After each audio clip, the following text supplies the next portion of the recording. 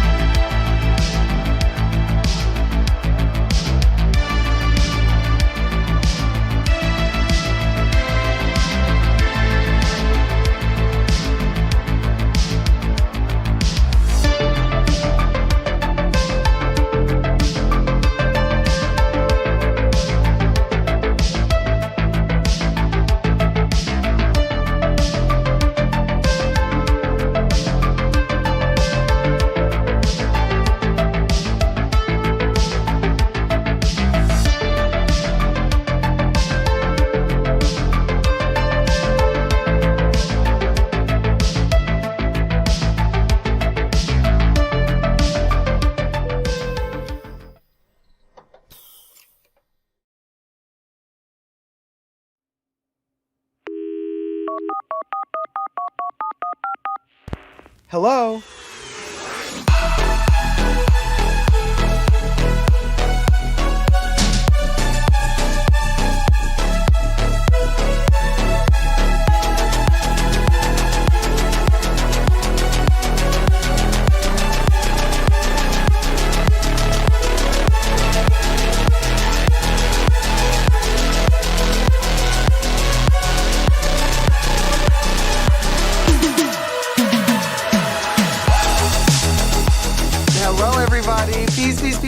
Peace. Welcome, finally, to the Fashion Bunker Extravaganza on this midweek journey through the fashion world and the fashion cosmos. Listen, my apologies for being super late, but today it was the computer and it was in particular Windows.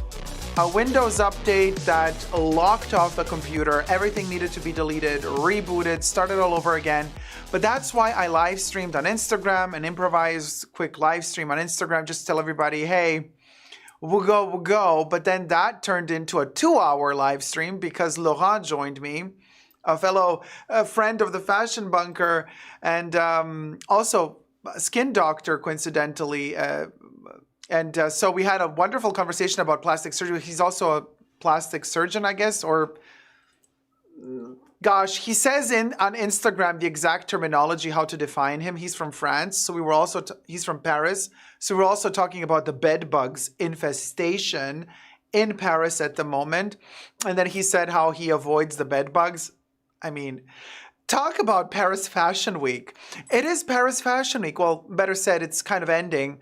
And because it is Paris Fashion Week, I'm going to take you to Paris, but safely, with no bed bugs. Why? Because we're doing it virtually, darling. So we're going to be reviewing Chanel. We're going to be reviewing Yves Saint Laurent. We're going to be reviewing Louis Vuitton.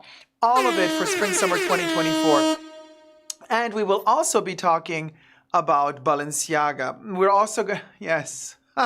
Yes, we will, honey.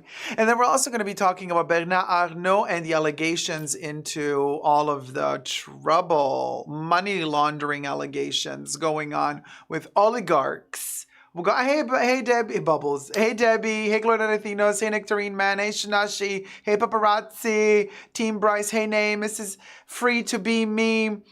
Hi, everybody. I'm going to say hello to everybody as soon as I finish this. I've been waiting for 10 hours.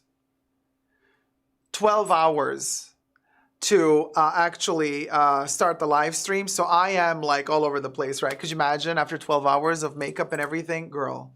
And then we're also going to talk about the new Louis Vuitton bag that just arrived.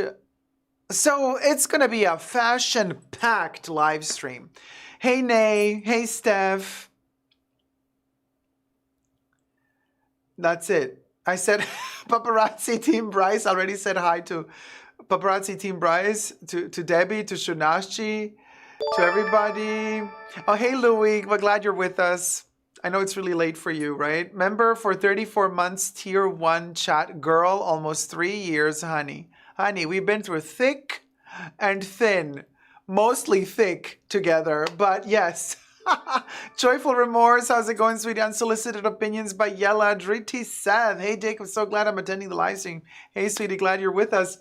Somebody subscribed, I guess. I don't know. By the way, the entire computer needed to be deleted and reset, which means that a lot of the technical things are missing today. So if you wish to support your friendly moderator, you can, well, I guess Bubbles can. Hey, Carissa K, Anna Christina, how's it going, sweetie? Bubbles can post a thing here. If you wish to support a new computer. At this point, I need a new computer. I need a backup computer, and it always has to be there because this is insane. And I'm so sick and tired of PCs and their Windows bullshit. Honestly, I can't anymore. So anyway, there's that, because like I can't believe I'm ready to live stream 12 hours ago, super on time, like I've never been on time before. No, computer says no. Windows corrupted is the exact designation of what happened today.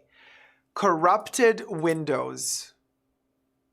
I guess Windows heard that we were going to talk about other corruption, alleged corruption. So Windows was like, oh, I'm corrupted too, girl. Let me show you how I corrupt things. And the computer went down. Really annoying. So anyway, thank you guys for your patience. Thank you all for being here. And Shop Queen, hello. Ann Chambers, hello, Dacob. I love the Live in Ferret t-shirt my daughter got me for my birthday. Pink is the best. Thank you so much. And thank you to your daughter for getting the t-shirt, and happy belated birthday. And I am wearing the Live in Ferret t-shirt as well, but I'm also wearing my Fiorucci jacket shirt. It's like a very thick cotton, almost like a denim, but it's a short sleeve shirt jacket. And you can see it maybe a little bit. There's a little bit of green as well. That's why the green screen makes it transparent. We'll go. Fiorucci kind of and Vivienne Westwood, I guess the only two that are kind of still giving me excitement at the moment. So I'm wearing Fiorucci for the Fashion Week. So we're going to Paris together. We're going safely to Paris. No bed bugs for us because we are staying cozy and comfy at home while we watch the fashion shows together. I lost a lot of files while Windows was corrupted. What does this mean? This means that today we will not have all the music that we usually have. So those files are lost. I can remake them hopefully somehow or slightly differently.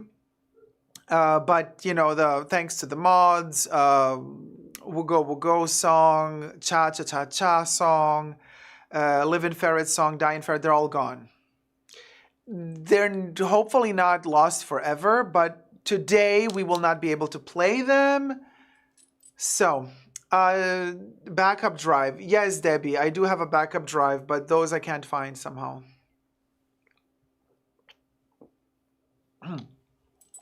I have a ton of external hard drives, you guys. I have a ton of external hard drives and external memory. And all the live streams are like all the separate videos are backed up there. All the extra filmed videos are backed up there. Why am this is not my day. I'm drinking water to like make my throat lubricated, and instead it dries up even more. Like everything is, I try to do one thing, the opposite happens.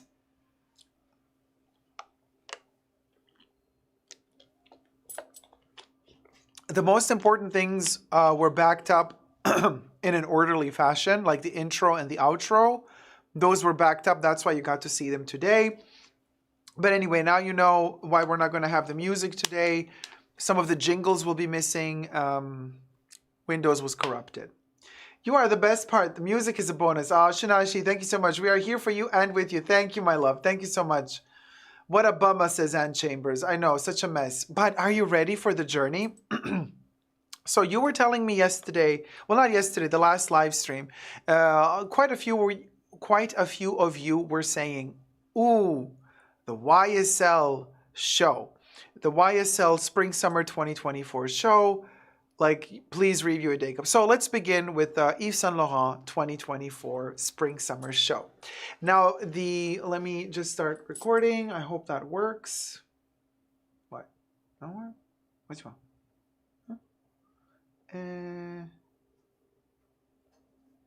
Okay. Hold on, you guys. It's kind of looking for the right buttons. Let me freshen up quickly. My makeup that's been on. I gotta say though, look, it was an interesting test because the makeup has been on for 12 hours, well, 10 hours. Now, I mean, after 10 hours, it's kind of still okay. Although my own oils are like seeping through, so I'm gonna have to like do touch-ups every 5 minutes now. It's like, I can't even, you know, like, yeah, I'm seeing all the oily stuff popping out really quickly. Oh, she is oily. Oh, she is oily. Okay. All right, you guys. Yves Saint Laurent 2024.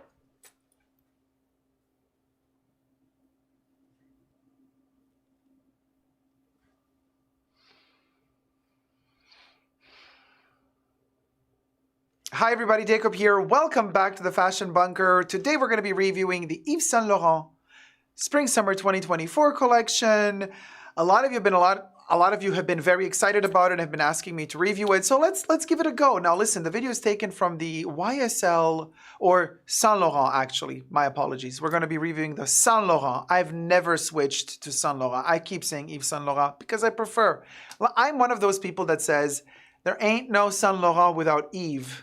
We'll go, YK. So anyway, the Saint Laurent Spring Summer 2024 collection video taken from the Saint Laurent YouTube channel, so falls under fair use because we will be reviewing it. However, I did switch the music to a copyright-free song because as you know, YouTube and music, they got to get their shit together. They never do. They will demonetize your entire 10-hour live stream for 2 seconds of a song that somebody else played by accident somewhere. It makes no sense. Anyway, let's get to it. Subscribe to my channel first and foremost. Thumb up the video if you're liking it thus far. Subscribe. And you can also push the notification bell to always get notified whenever I make new videos. And also you can push the join button next to the subscription button. Become a member today. Get access to extra perks. You can also join me on Patreon. Super Jacob all spelled together there as well for extra perks. Thank you to my members and patrons who have already pledged. This video is being filmed live in front of a live virtual audience. I live stream several times a week. You're all welcome to join the live chats. Hit it, Bubbles. Let's watch Saint Laurent Spring Summer 24 together and review it. Nice little tuchus. We begath with a tuchus. Anthony Vaccarello. Andiamo a vedere, Antonio? Ci fai vedere qualcosa? Okay, so we got a gorgeous little overall. Oh my gosh, this is giving me Dallas vibes.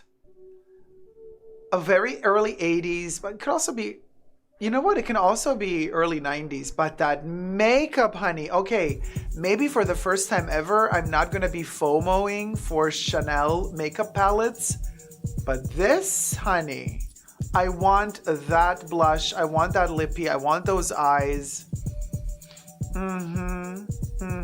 The backdrop is stunning. I mean, I'm not an overall person. Listen, if you got a bit of a belly, this doesn't work. And at the moment, I got to lose weight, so this would not work for me. But of course, it's for chicks. Unless you're not like pregnant, then it looks cute. You know, you do the overall pregnancy belly, adorable. That looks adorable. But if you just round, overalls are not usually very flattering. Be very careful. But thankfully, the whole collection is not just overalls. Side, I'll see a side boob, but it is gorgeous, but very, oh boy. You know what? There's something about Vaccarello lately, these past few seasons. He's very nonchalant, but at the same time, like so Saint Laurent, you know what I mean? And I'm loving the earrings. Oh my gosh, if those are clip-ons, I might get them. Because I don't have pierced ears, but I got, you know, oh, look at that makeup. Listen, the mug is fierce. Loving the eyeballs. Oh my gosh, look at that little headset. Oh, she going on an airplane. She will be flying straight to you, my dear, with sunglasses and all. And I'm wondering if we're going to see more voluminous models, or are they all going to be this skinny? Of course, they're gorgeous, but you know what I mean? We need representation, honey. Come on, Antonio. Ci dai un po' di curve. And the shoes, I'm not a big fan of these where the heel goes outwards curved. I know they've been in for a couple of seasons. Personally, yes, they were a visual moment a couple of seasons ago. I'm not into these chunky heels anymore, you guys. I personally am kind of desiring a return to that gorgeous silhouette of a heel tailored to the leg without those chunky vibes that makes you look almost like, you know, Balenciaga started this a couple of years ago, and we're not doing Balenciaga, so Antonio, you zoom better. We need better heels. But this whole Saharian vibe of the desert color modes, the palettes, the nudes, the sandy tones, the beige hues, very Eve. Beautiful, always beautiful. And notice how every skin tone, no matter how deep or light the skin tone is, these colorways work beautifully on every skin tone.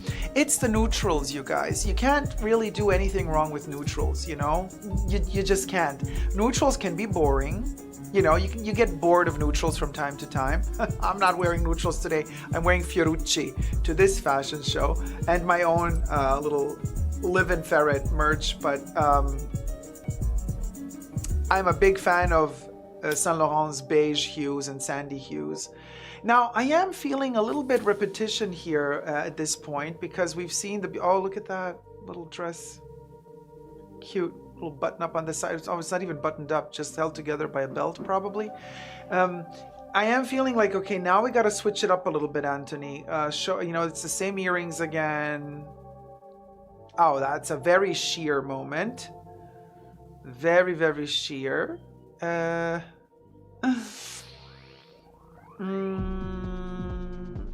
I need now to switch it up a little bit. I know the background works very well with the colors of these clothes. The gloves are fabulous, even though in summer, who needs them? Well, in Australia, they might need them, right? In summer. But yeah, you see what I mean with those shoes? Even the models that are experts in walking, even there, they look a little bit clumpy, how they're like kind of stomping in them. Okay, now I definitely need some other colors, y'all.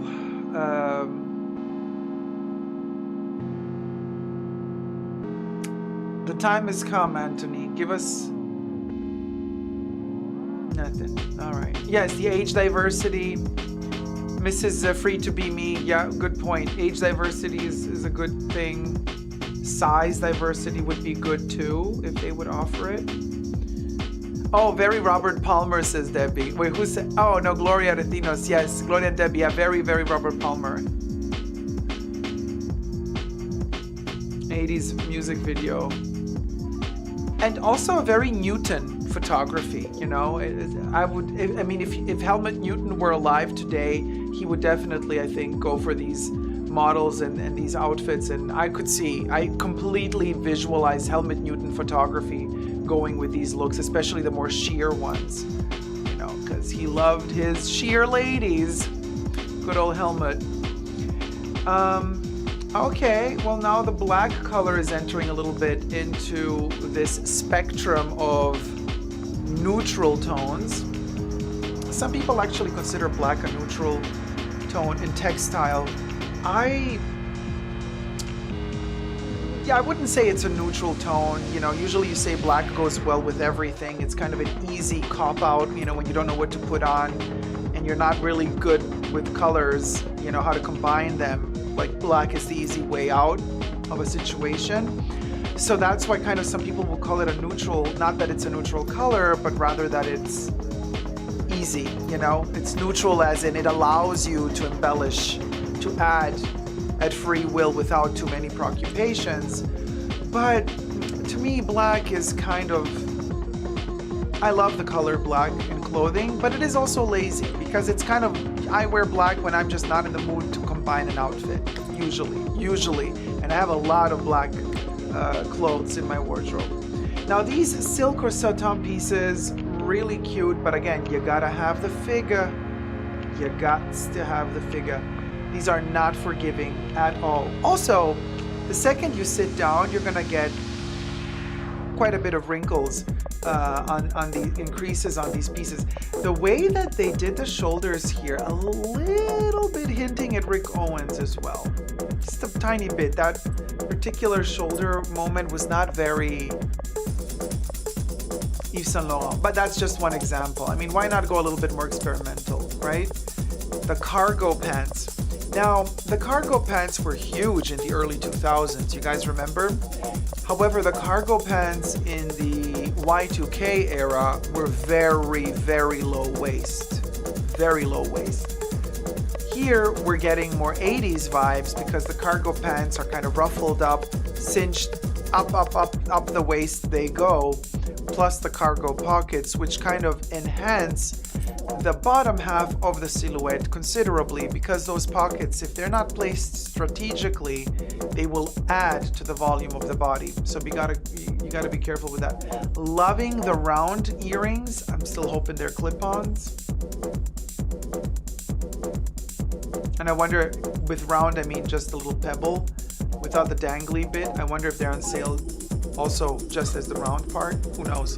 Probably not though. But you see, interesting how he combines silver and gold. Usually you're gonna have, oh, this is gorgeous. Look at this coat.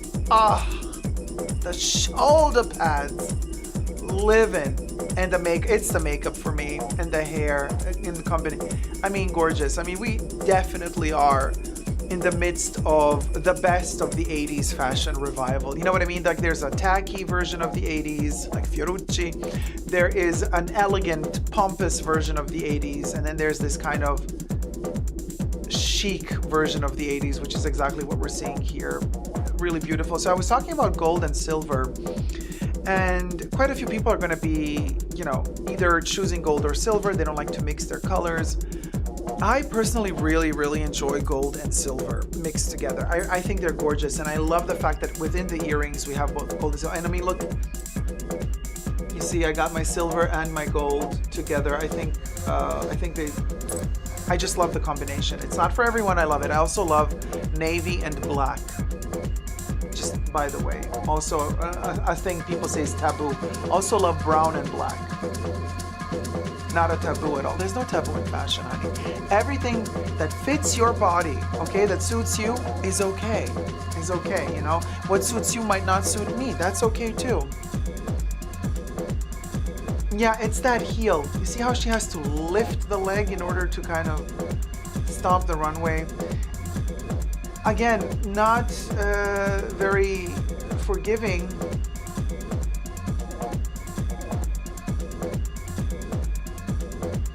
And I see the difference in the silhouettes. Like, I see how they're tailored differently, and I see that he's playing with the materials. Some are more sheer, some are more covering, but still I am missing variety in the colors, you guys. Like, I would like to see a drop of more red, for example, you know? I know that within these neutral tones, there's a little bit of everything. We've seen a rust color, which is technically red. There was a terracotta. You know, we had the beige, the yellow, the black, the white. Like, technically, we've had all the colors, right? He just muted them and gave us that kind of streamlined one line. So these are all going to hang. Could you imagine 6 months from now, when the spring summer collection hits the boutiques, you're going to have these clothes hanging on the racks, and it's going to be really hard. I know, because I worked in sales a lot, and when you have a whole collection to present in showrooms during Fashion Week, this is going to be quite difficult to buy from this range, because when they're all hanging on the hangers, they all look the same. It's going to be really hard. Then you're going to separate by colorways. Then they're going to have probably several drops. First drop, second drop, third drop. And then you're going to have to pick stuff out. And I know for buyers, it's quite difficult to select pieces from this collection, because like, you have to make a cohesive selection. It has to look a certain way when it's hanging in the shop or in the boutique. And so you can't just randomly pick and choose. You have to also select your pieces, yes, according to what your clientele wants to buy, but also you need to make it look nice in the boutique. So things have to have variety when they're hanging on the racks, but they also have to be cohesive. They have to tell one story, but that story also has to have variety, so it doesn't look like just like one blob of beige. Just 20 beige things hanging next to each other. Then it gets tiring for the eye. So you have to be very clever as a buyer to combine the pieces so that once they're hanging on the racks, they tell a story and they invite the customer to look through the pieces, because they have a feeling that every piece is different. If you make the mistake to make the pieces look too similar, it's going to be really hard to pick them off the rack. Now, Mrs. Free to Be says, call me boring, but I love it. Although I agree with you, Deco, but I would love a vibrant red. I love this collection as well. Don't get me wrong, you guys. I'm just trying to analyze the pros and the cons. There you go. Anthony. Well done, sweetie. Well done. I did enjoy the collection quite a bit. Loved the setting. It was very relaxing. Loved those kind of walls surrounding the models. The Eiffel Tower in the background. That whole kind of chill vibe. Gave me late 70s, early 80s vibes.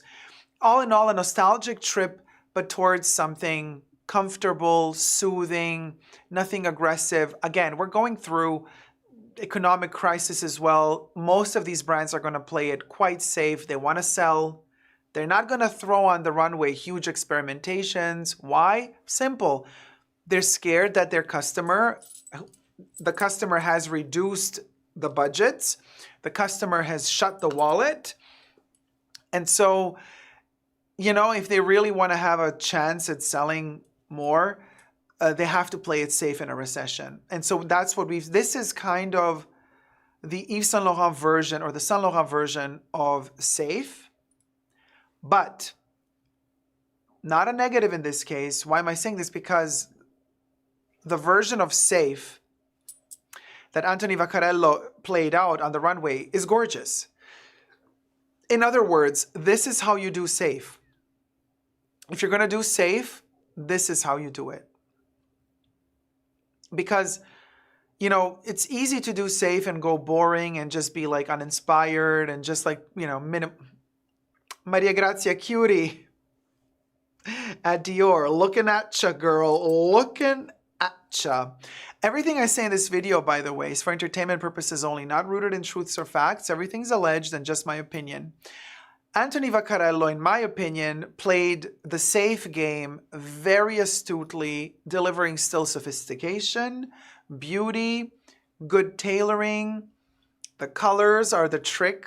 He played it safe with the colors because they work with every skin tone. The trench coats are for form forgiving. Some of the more sheer pieces are not very form forgiving, but gorgeous for cocktail party events and all those ladies that want to, you know, try a little something out during the recession. YK. Let me know your thoughts and prayers down below. Thumb up the video if you liked it. Did you like this collection? Let me know down below and subscribe. Never give up on love. Bye. Mwah. Oh my God, my heart leapt at these styles, so reminiscent of my clothes in the 80s. Yes to more color, but this was screaming my name. If I was still thin, says Corey K. Solid 7, good collection, but no showstopper, says the Nectarine Man. Simply Dr. Shay Cole, lovely show. Nostalgic, says Gloria. Maxine says, hey, hottie. Thank you for the amazing content. Oh, Maxine, my love, thank you. You are such a gem in the YouTube world. I find your thought process really interesting and detailed and understandable. Best wishes from Zurich. Hug. Oh man, Maxine, very kind of you. Thank you so much for the double comment. I see the double chat. Thank you so much, sweetie. Want to wear the sheer top out. Yeah, love this collection. I don't need colors, says Pau. Perfect. Good. I'm glad. Lady Bradface, how's it going, sweetie? Hey, David Anderson, how's it going? Who else did I miss here? Nay says the 20-year rule is so interesting, but the mid-2000s, the 80s was back and it's all happening again. Yay, very Twin Peaks, I know. It is happening again. Debbie says, I would be arrested again for that top. Again?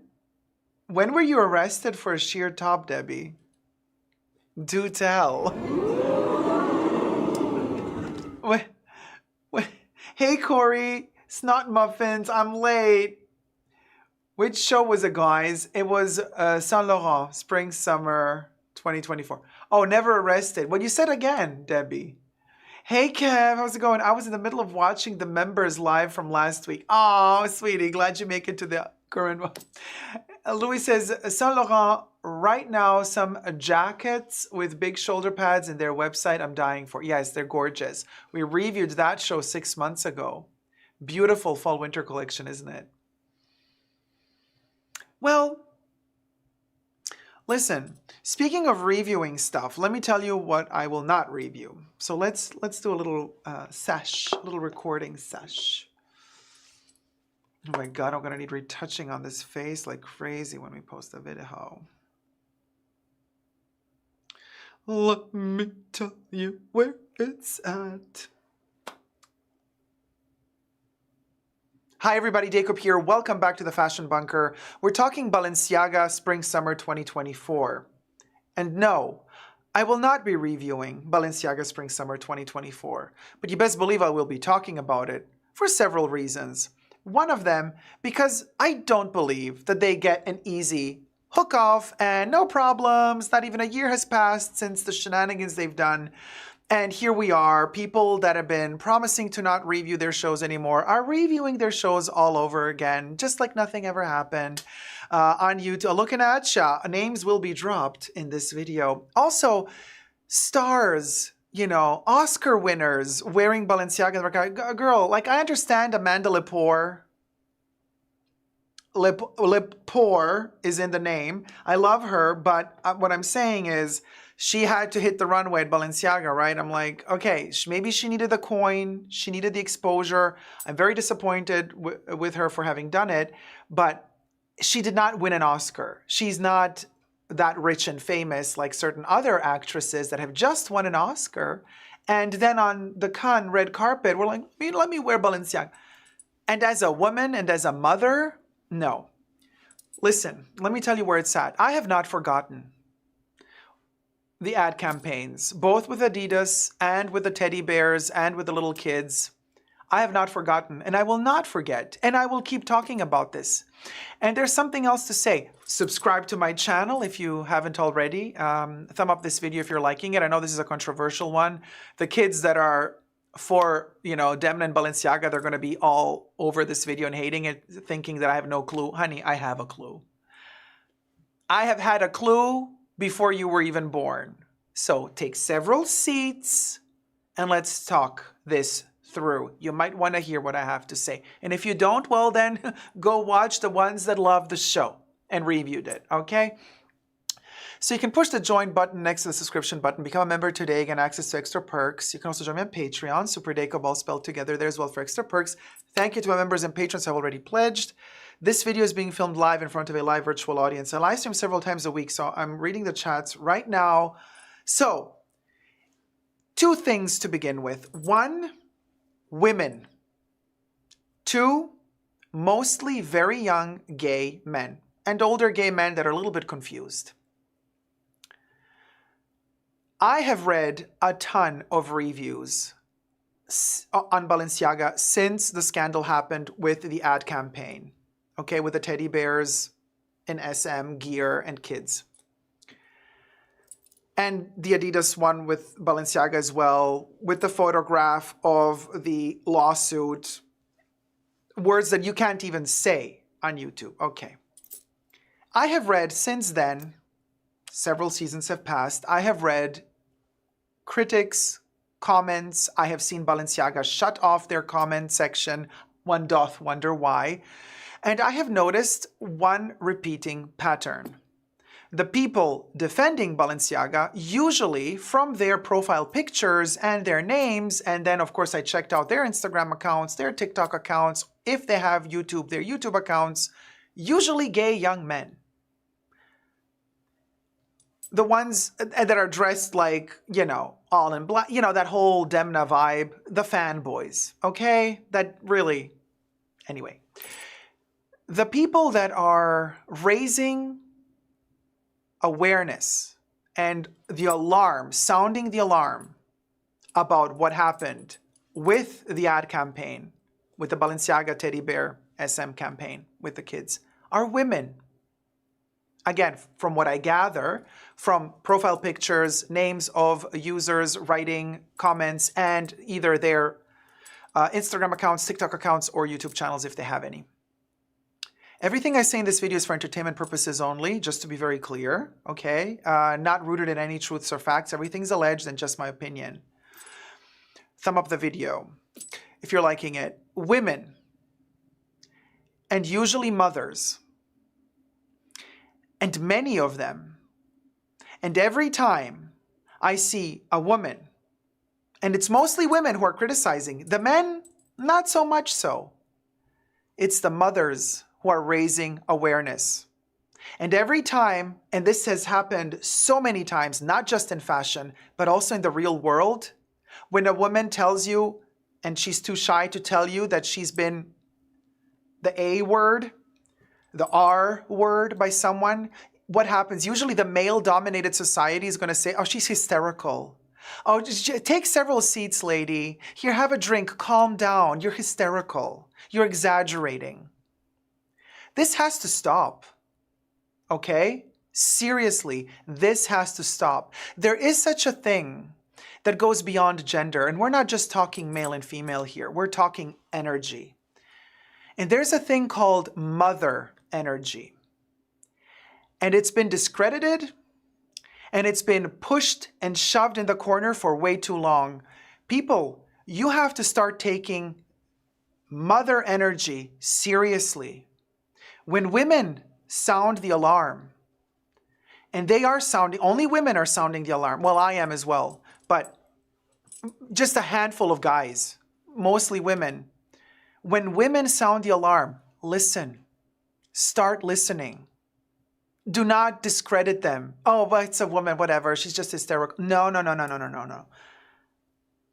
There's a reason why mostly women are sounding the alarm, because they are more susceptible and they're more fine-tuned to the nuances of certain scammery and dangers that can potentially involve kids, family.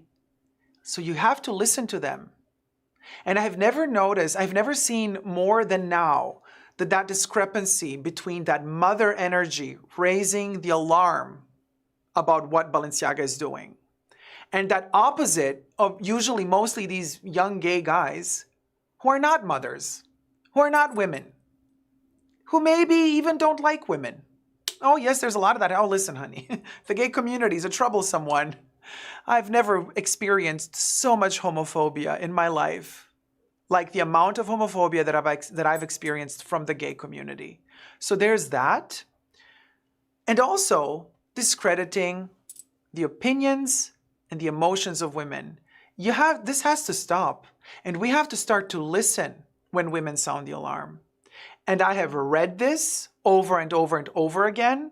Under everything that comes out about Balenciaga, it's the women, it's that mother energy sounding the alarm. And then who comes after these women? Usually guys making fun of them. Oh, girl, you probably wouldn't even ever wear Balenciaga. What do you got to say? Honey, I don't have to wear that shit to know it's shit. And I don't have to be a part of that shit to understand what sort of scammery and buffoonery is happening behind the scenes. And then to see Demna, to hear him talking about justifying this latest collection, saying, oh, you know, I was with Loic, of all people, in the south of France, and we were wearing the clothes that we love to wear, and we went to this restaurant, and people like stood up and moved to another table. They didn't want to sit next to us. So oh yes, WWD posted it on Instagram. You can go check it out. That video is there. And he's like, so then Loic and I decided, let's go shopping and let's buy clothes that these people wear so we can like blend in, you know, so that the next day when we go to the restaurant and sit down, like, let's play cosplay. And like these so he's implying, Demna, the artistic director of Balenciaga, oh, you know, this is a victim. Oh, he's the victim. Ever since this ad campaign, he's been the victim. Honey, you're not a victim. And have you maybe thought that maybe these people at the restaurant didn't want to sit next to you because they recognized you and they don't want to eat in the same place where you are eating because of the ad campaign and all the stuff that went down that you say not your fault, but you're the artistic director. Maybe it's not about what you were wearing. Maybe it's just because like they don't want to be in your presence. But no, you turned it into a victim moment. So you went with Loic to buy other clothes to fit in.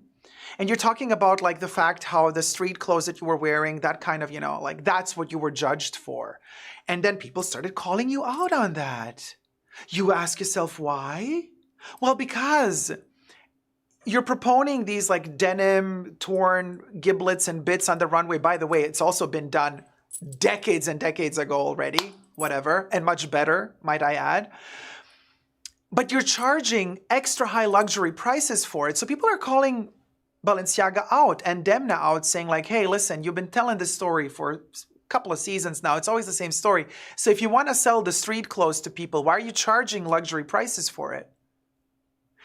And nothing fits anymore. Everything is wrong, you know. And then we have YouTubers like Haute Le Mode. I have an example here. He skipped 2 seasons of reviewing Balenciaga shows, and now on his Instagram he posted a little review, and people are calling him out, saying, didn't you promise that you're not going to review their stuff anymore, you know? And so he was called out, and Haute Le Mode actually posted a reply. He left a comment on his own reel saying, respectfully, and listen to this, you tell me what you think, okay, about his response. Respectfully, since Balenciaga's scandal, we have paused most coverage of the brand. I love how Haute Le Mode is a brand now as well, so it's a we, not a me.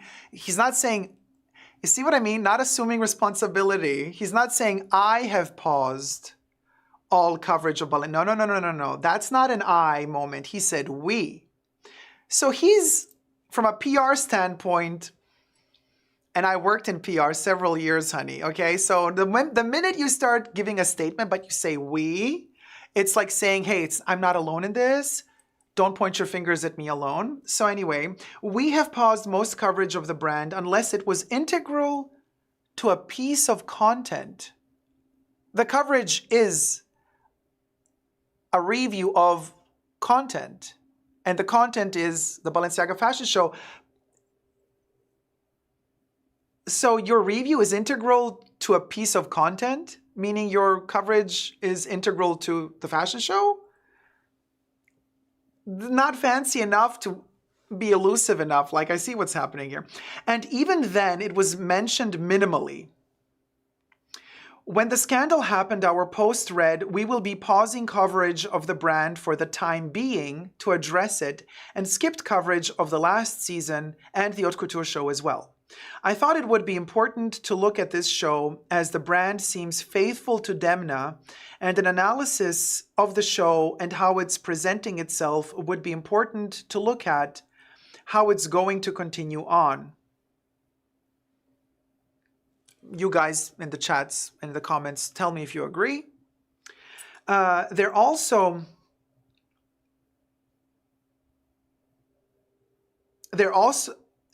was no sponsorship or payment involved whatsoever, just for the record. So he's saying that he was not paid by Balenciaga to do the review. I understand the disappointment in the coverage, but trying to bring a full rounded perspective on the brand's attempts to dig themselves out of the bad press. Yeah, Haute Le Mode, your review was not about that though, honey. You were not raising awareness about that. And the fact that you're posting this comment only after people are telling you stuff like, let's read a couple of them. Oh, somebody said your page has failed like you. Okay. There was a reason why we canceled the brand, says a woman. I thought Balenciaga was canceled once and for all, says another woman.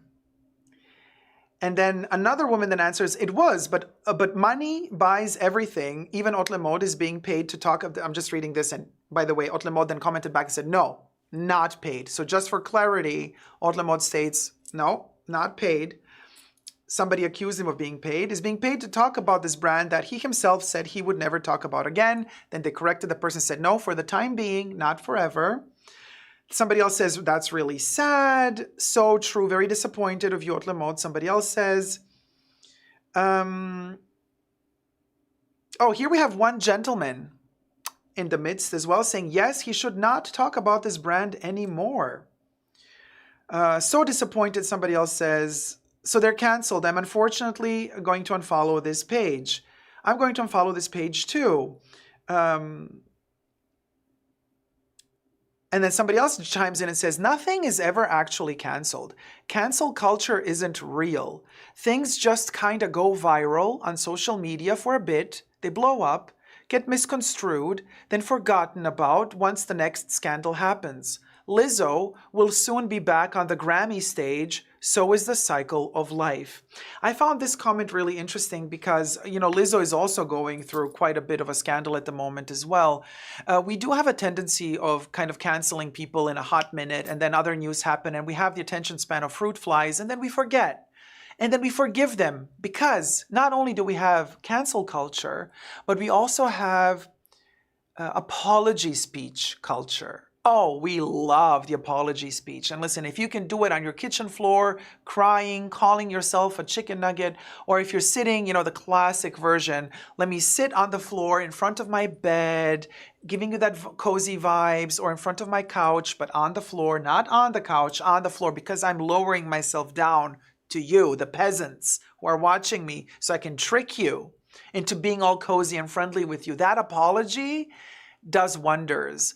And it's also a culture where apologies are accepted and people are allowed a second chance, for sure. But where is the apology here? I've seen that kind of half-baked letter of we're gonna do better by Balenciaga and Demna. We're gonna do better. Oh, but they also said, yeah, but the external company that was hired responsible for the ad campaign, they're going to get sued by Kering. Then Kering said, no, we're not going to sue them anymore. So who's responsible? Nobody. Everybody's pushing the blame, shoving and pushing the blame. But in the meanwhile, actors and actresses seem to have forgotten. Kim Kardashian opens the show. Kim Kardashian lost all my respect. Well, she never really had it. But ultimately gained loathing when she destroyed the Marilyn Monroe dress at the Met Gala. Kim Kardashian, who 1 year later was invited again to the Met Gala because she has the money probably, even though the Met Gala is all about preservation of culture and fashion. Preservation of fashion. She just destroyed a dress a year before from Marilyn Monroe. And Anna Wintour thinks it's cool to invite her again. Well, as long as she's popular and I guess and influential, she has to be invited. Kim Kardashian, who arrived 20 minutes late to a fashion show, Victoria Beckham, Anna Wintour was waiting. The seat was kept free next to Anna Wintour for Kim and her mom to arrive. Anna was not pleased, did not really say hello properly, and left sooner than the show ended because she had other more important things to do than for a show to wait for Kim Kardashian to arrive. So we are at a level now of the fashion world where respect is gone, okay? Completely gone. Nobody cares anymore. We're playing it safe because there's a recession, so the collections are really boring at this point. There's not much to talk about to begin with. But if there is a scandal, nobody cares. Nobody cares. Let's just move on. You're going to give me you're going to write a big fat old check. Yes, you are? How many zeros? Oh, that's a lot of zeros. Yeah, then I can forgive you. Then I'll wear your outfit on the red carpet of the Oscar event, the Golden Globes, the Cannes Film Festival, the Grammy, whatever it is. Sure, we can forgive everything, honey. Everything is forgivable as long as you can write a big old check or you have other influence. Maybe you can push my career somewhere. And this is where the problem begins, you see, in the fashion world. Not just in the fashion world, entertainment world in general. Hand washes hand. I'll do you a favor. You do me a favor. Hai capito, eh? Si fa tutto così. So, you basically, I'll close an eye if you close an eye. Sure, why not? We protect each other. Shoulder rubs shoulder. That's how the fashion industry has been working forever. And it's not going to stop. There's no cancel culture that's going to stop this. We're going to be sitting here like idiots, upset about all of this. We're angry about all of this. How dare they? They dare. And they don't care. That's the bottom line. Literally the bottom line. They all protect each other. So, make of this what you wish. I'm almost like done being disappointed at this point because it's like on a daily basis. But one thing I will not stop is reminding all of y'alls that Balenciaga did something wrong. And their apology, not good enough for me. The fact that Demna is still working for them, not good enough for me. So what they did is something that I will not forget. And I have the memory of an elephant.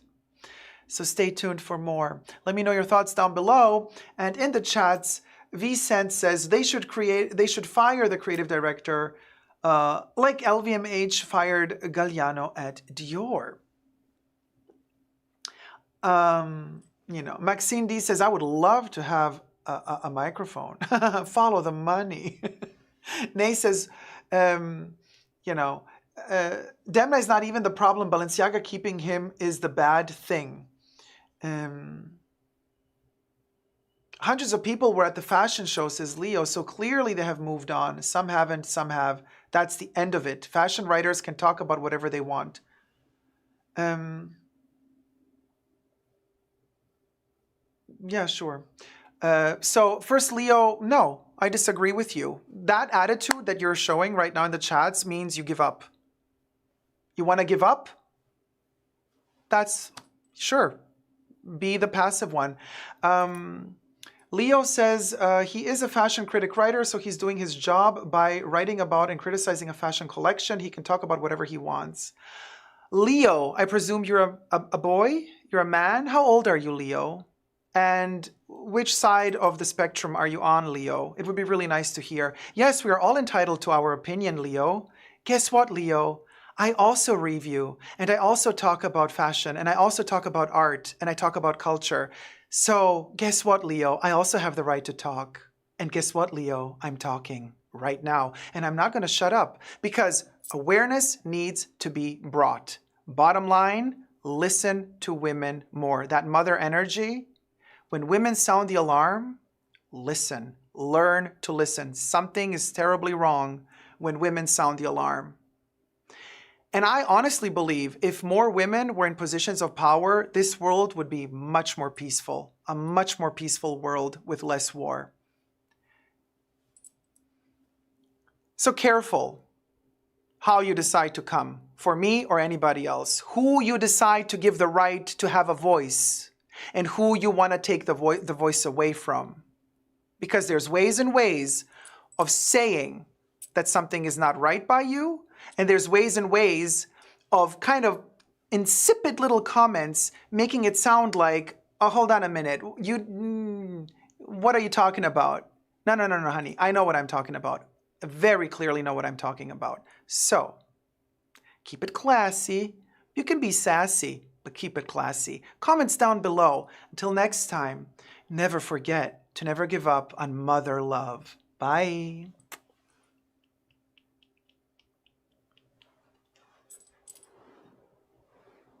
Don't try me, girl.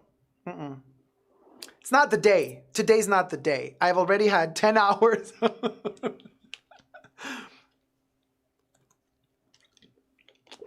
Thumb up the live stream, will ya? We got 200 people watching. We got 74 likes. Come on. Where are my ladies at?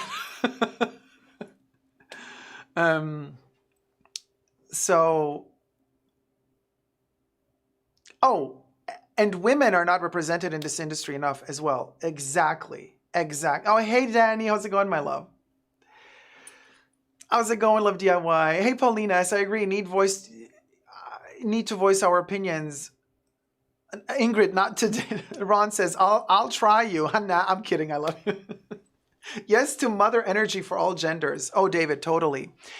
I had this really interesting conversation with Selena when we met at the premiere of the of our movie with Vivienne Westwood in Barcelona, like oh my gosh, that was almost a year ago? November of last year. It seems like it was yesterday. And I had a really wonderful conversation with Selena about the mother energy, which transcends female or male. It's a very particular, it was a long conversation, super fascinating. So Leo says, hold on, let me scroll up for just a second. The advertising campaign was ridiculous and offensive. Leo. Ridiculous and offensive. Not the right adjectives. Leo, try again. Try again, Leo. Ridiculous and offensive doesn't quite cut it. I'm going to give you another try, and then if you don't guess, I'll tell you what that ad campaign was. It should have been abandoned. Urging fashion journalists to censor themselves writing about shows after the fact is stupid. No, it's not stupid. It's not stupid. And that ad campaign was not ridiculous and offensive. No. Let me see if anybody guesses. Ivy. Ivy gets bragging rights. There you go. Ivy said it. Dangerous. That's the adjective. And I'm telling you, Leo, offensive, transgressive, you know, being all that pushy. Madonna, when she did her video, Justify My Love, that was that. And we could all have our opinions on that. That's different than dangerous. An ad campaign that is dangerous, that's a whole other level of insipid, manipulative, in a direction that if you do not nip it in the bud, it grows like a cancer. That's the difference between just saying, though that ad campaign was, you know, not good, it was in poor taste, blah, blah, blah, blah, blah, you know, it was offensive. You know, listen, Leo, I'm gay. Just the mere fact that I am gay is offensive to a ton of people. But me being gay is not dangerous to anyone. So offensive is an opinion. Your religion might find me disgusting. Your religion might find me appalling. Oh my God, he's going to hell. He's gay. You know, I can be offensive to you because I have makeup. Oh my God, a man with makeup on. So male rulers of the world just hundreds of years ago all wore makeup more than women did. It's just a cultural thing. It can be offensive, not dangerous. That ad campaign was dangerous. Big difference. Big difference. DeSantis from Florida, he puts a ton of makeup on for his debate on television. By the way, somebody also said that he wears fake heels to be a little bit taller because he's apparently very small, so he's hiding little heels in his shoes.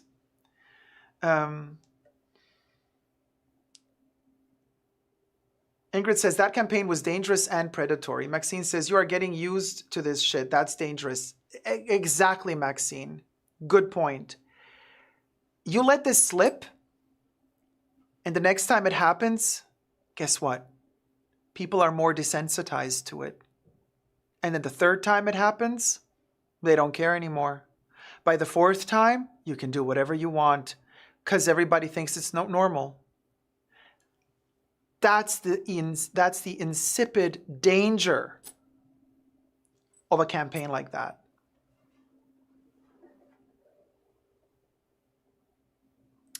Love DIY says it's not about one campaign. No, it's two. It's the Adidas one and the kids. So I don't care if mostly young gay guys, you know, come for me and throw shade at me. How dare I really, come for me. Show your true face. I'm dying to see your true face so that I know who to put on my list. What list? Well, I'll keep that a secret for now. But really important to know, you know, I'm fine. I'm fine with being that punching ball. If I help raise awareness about this, even to one person, then use me as a punching ball. But I'm going to keep raising awareness about this because this was downright dangerous. And you got to listen to women and take them seriously when they raise awareness about, when they sound the alarm. Instead of just, you know, calling them hysterical and go say, no. Take it seriously. There you go. Shop Queen says, he's not that short, but yes, he does wear the little heels, allegedly. Officially, Lori says, men have worn makeup and wigs and toupees for ages and decades.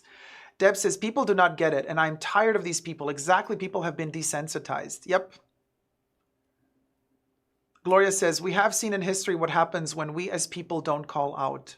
Exactly. I'm telling you, women are always, I mean, there's always dishonest people out there, but there's always honest people. But when that mother energy kicks in, that is a pure energy. And when women sound the alarm, we have to listen and take it seriously. And that's all I'm saying. Trisha says, I would have given you at least 20 more likes for speaking the truth, Jacob. Bravo for saying it as it is. Sorry, it had to be said because I'm sick and tired of this, you know. And it's, yes, fashion is mostly a male-dominated world. And yes, most of the men who work in fashion are gay. So there's already that desensitized detachment from femininity and the mother energy in general. 96 likes. Come on, you guys. Let's get to 100 likes. But there is a difference, you know. Most of these men make money off of selling clothes to women. You know, interesting if the tables were turned. How would men be dressing up if women were making most of the clothes for men for a change? Let that sink in for a second. Coincidentally, who are my favorite designers in history? Women. It's Vivienne Westwood and Coco Chanel. They're amazing. They're amazing. Men, I have never seen a male designer reach that level of understanding of the need, but also of the desire. You know, because wanting and needing, two different things. That want and that need combined together in comfort and aesthetics. Women for women do the best job. Men usually observe a woman from their own egotistical perspective of desire or transformation, either wanting to be them or desiring them. But it's very different when a woman designs for a woman. My favorite designers have been women throughout history. I have male designers I also respect a ton, for sure. But if I have to choose my favorite ones, it's definitely Vivienne and Coco. And I think Virginie Viard is doing a good job at Chanel. You know, she's a little bit slow, but she's delivering that element of comfort that other designers, male designers, usually don't deliver. You know, we can say what we want about Virginie and her bibs and all, but at the core, you know, if I had the budget and if she had the willpower and the time, I would definitely hire her to design for me, clothes for me. She specialized for women. I don't know how she would deal with men, but if she would want to, outside of the Chanel context, just Virginie as Virginie, her own label for men. I would love to see that. I would love to see that. Inevitable. Totally, Brad. So, hey, Teresa, how's it going, my love? Hey, Lex84. The bibs. I agree that if women had a greater say-so, we would have avoided lots of war, says Pauline. Oh, yes. Men are the heads, but who's in the atelier? Mostly women working on the clothes. Ingrid says, we mama bears will protect you. Oh, Ingrid, my love. Thank you. Thank you so much, sweetie. Sending love, says Ingrid. Good night. Good night, Ingrid. Teresa says, I used to model back in the day, and some of the male designers treated the models terrible. You could be skin and bones, and they would say, lose more weight. I'm telling you, it's time things changed. Seriously, you guys. So speaking of Coco Chanel and Virginie Viard, I would like to jump into the next video, which is the review of the Chanel Spring Summer 2024 collection. So on a lighter note, and there you go. Louis says, I never feel more comfortable than when I wear Vivienne's clothes. Oh, good night, Vicente. Good night, sweetie. Love ya. Nat says, yes, diversity among female models is barely there, too. Maxine says, we need women and men. Both have their qualities. For sure they do. Hey, Sylvia. Yes, you joined just in time. David says, misogyny also knows no gender. Unfortunately, if you want to get ahead in the system, you got to espouse the crap the system believes. I game wait for Phoebe. Hello, Barbara Rank. I can't wait for Phoebe. Hey, Virginie VR enters the chat. Hey, sweetie, how's it going? Oh, you will call? Ring, ring, ring, ring. Oh my gosh. Ring, ring, ring. Hello? Virginie? Hi. Sweetie, yes. We're going to review the show right now. Uh-huh. Uh-huh. Uh-huh. Yeah. Well, I wasn't there. No, because yet again, I didn't get an invitation.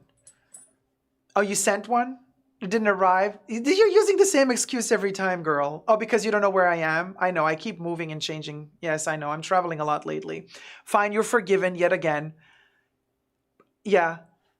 It would have been better if I were there live. Yeah, I know, but what are we gonna do? We only got... Oh, you thought of me when you designed the sunglasses? Oh, Virginie. I gather you're not going to send me a pair for free. No. Okay. I have to buy them. Uh-huh. And they're going to be expensive. Okay. But I still have to buy... I see. I have to buy them anyway? Uh-huh.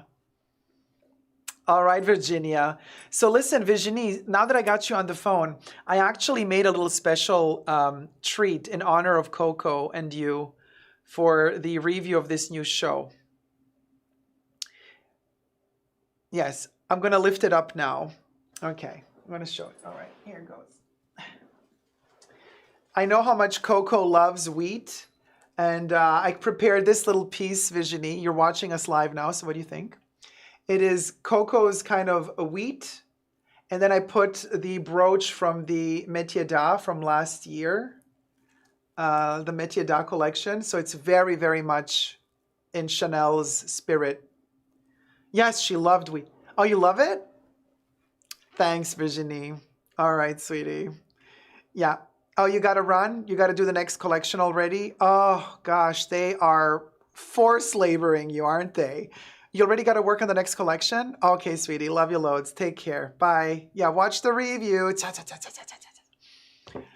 Ron Swanson says, oh, why you call Jacob? The man is busy, Virginie. So you guys, I love this. I was looking for a really good natural wheat because Coco loved wheat, and it's also a sign for prosperity and good luck and good fortune. And then I added the brooch. So this is the little moment. You kind of hold it like that, usually, wheat. Let me do a little photo moment. Oh.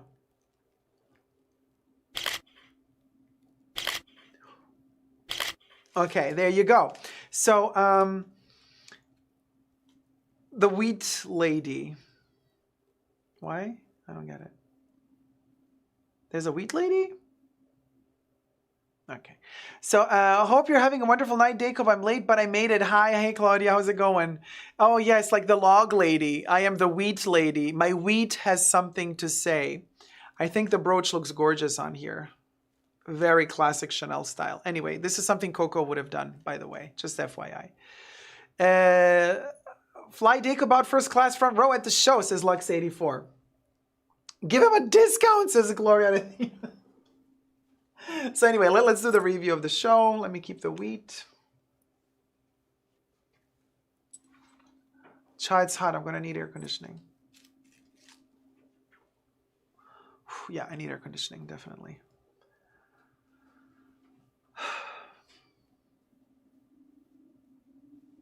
Virginie says, no budget. Bruno's very tight. How tight is he, Virginie? That's beautiful. Fits the background perfectly, right? Let me just retouch. Yeah, no, I need to hold on. Yeah, it's getting too hot. It got feisty with that Balenciaga conversation, and now I'm like all sweaty again. Damn it.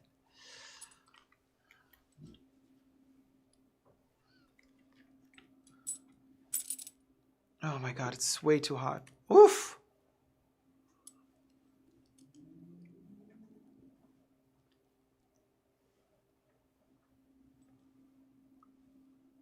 Yeah, I can't do that. There's no blending out. All right. So after 12 hours of makeup, you get what you get. This is the best I can do.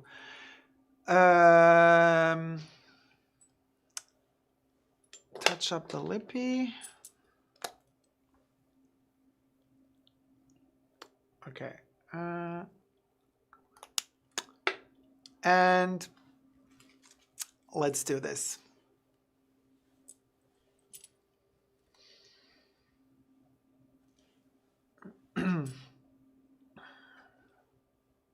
Hi everybody, Jacob here. Welcome back to the Fashion Bunker. Today we're going to review the Chanel Spring Summer 2024 collection by Virginie Viard, Prêt-à-Porter, that just hit the runway at Paris Fashion Week. And for the occasion, I have built a little wheat moment, very, very Coco inspired. Coco Chanel loved her wheat. It's a symbol of prosperity, wealth, good luck, good fortune. She surrounded herself with wheat all the time. In fact, there's a lot of costume jewelry as well as jewelry that she co-designed with Coussins that involved wheat, and Salvador Dali painted one little strain of wheat to gift to her. That painting was in her collection by Salvador Dali. So they were big friends.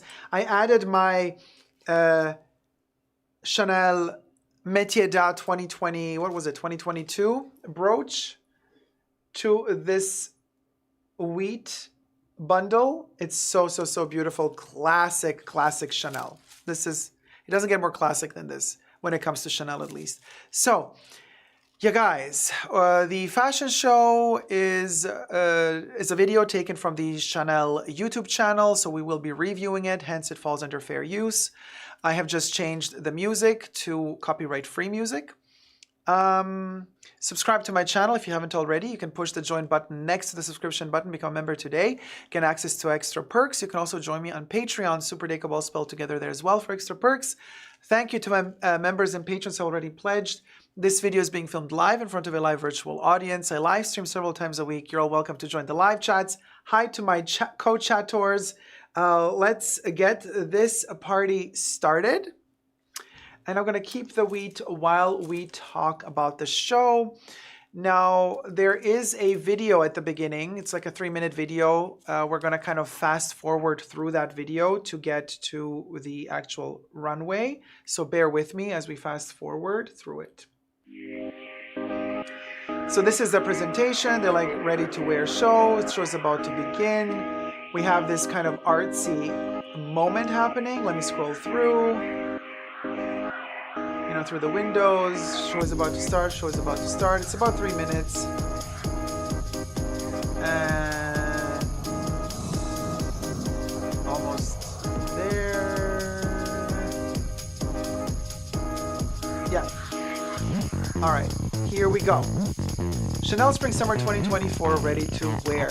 A bunch of flowers. I love my florals. I'm a sucker for flowers. Always have, always will.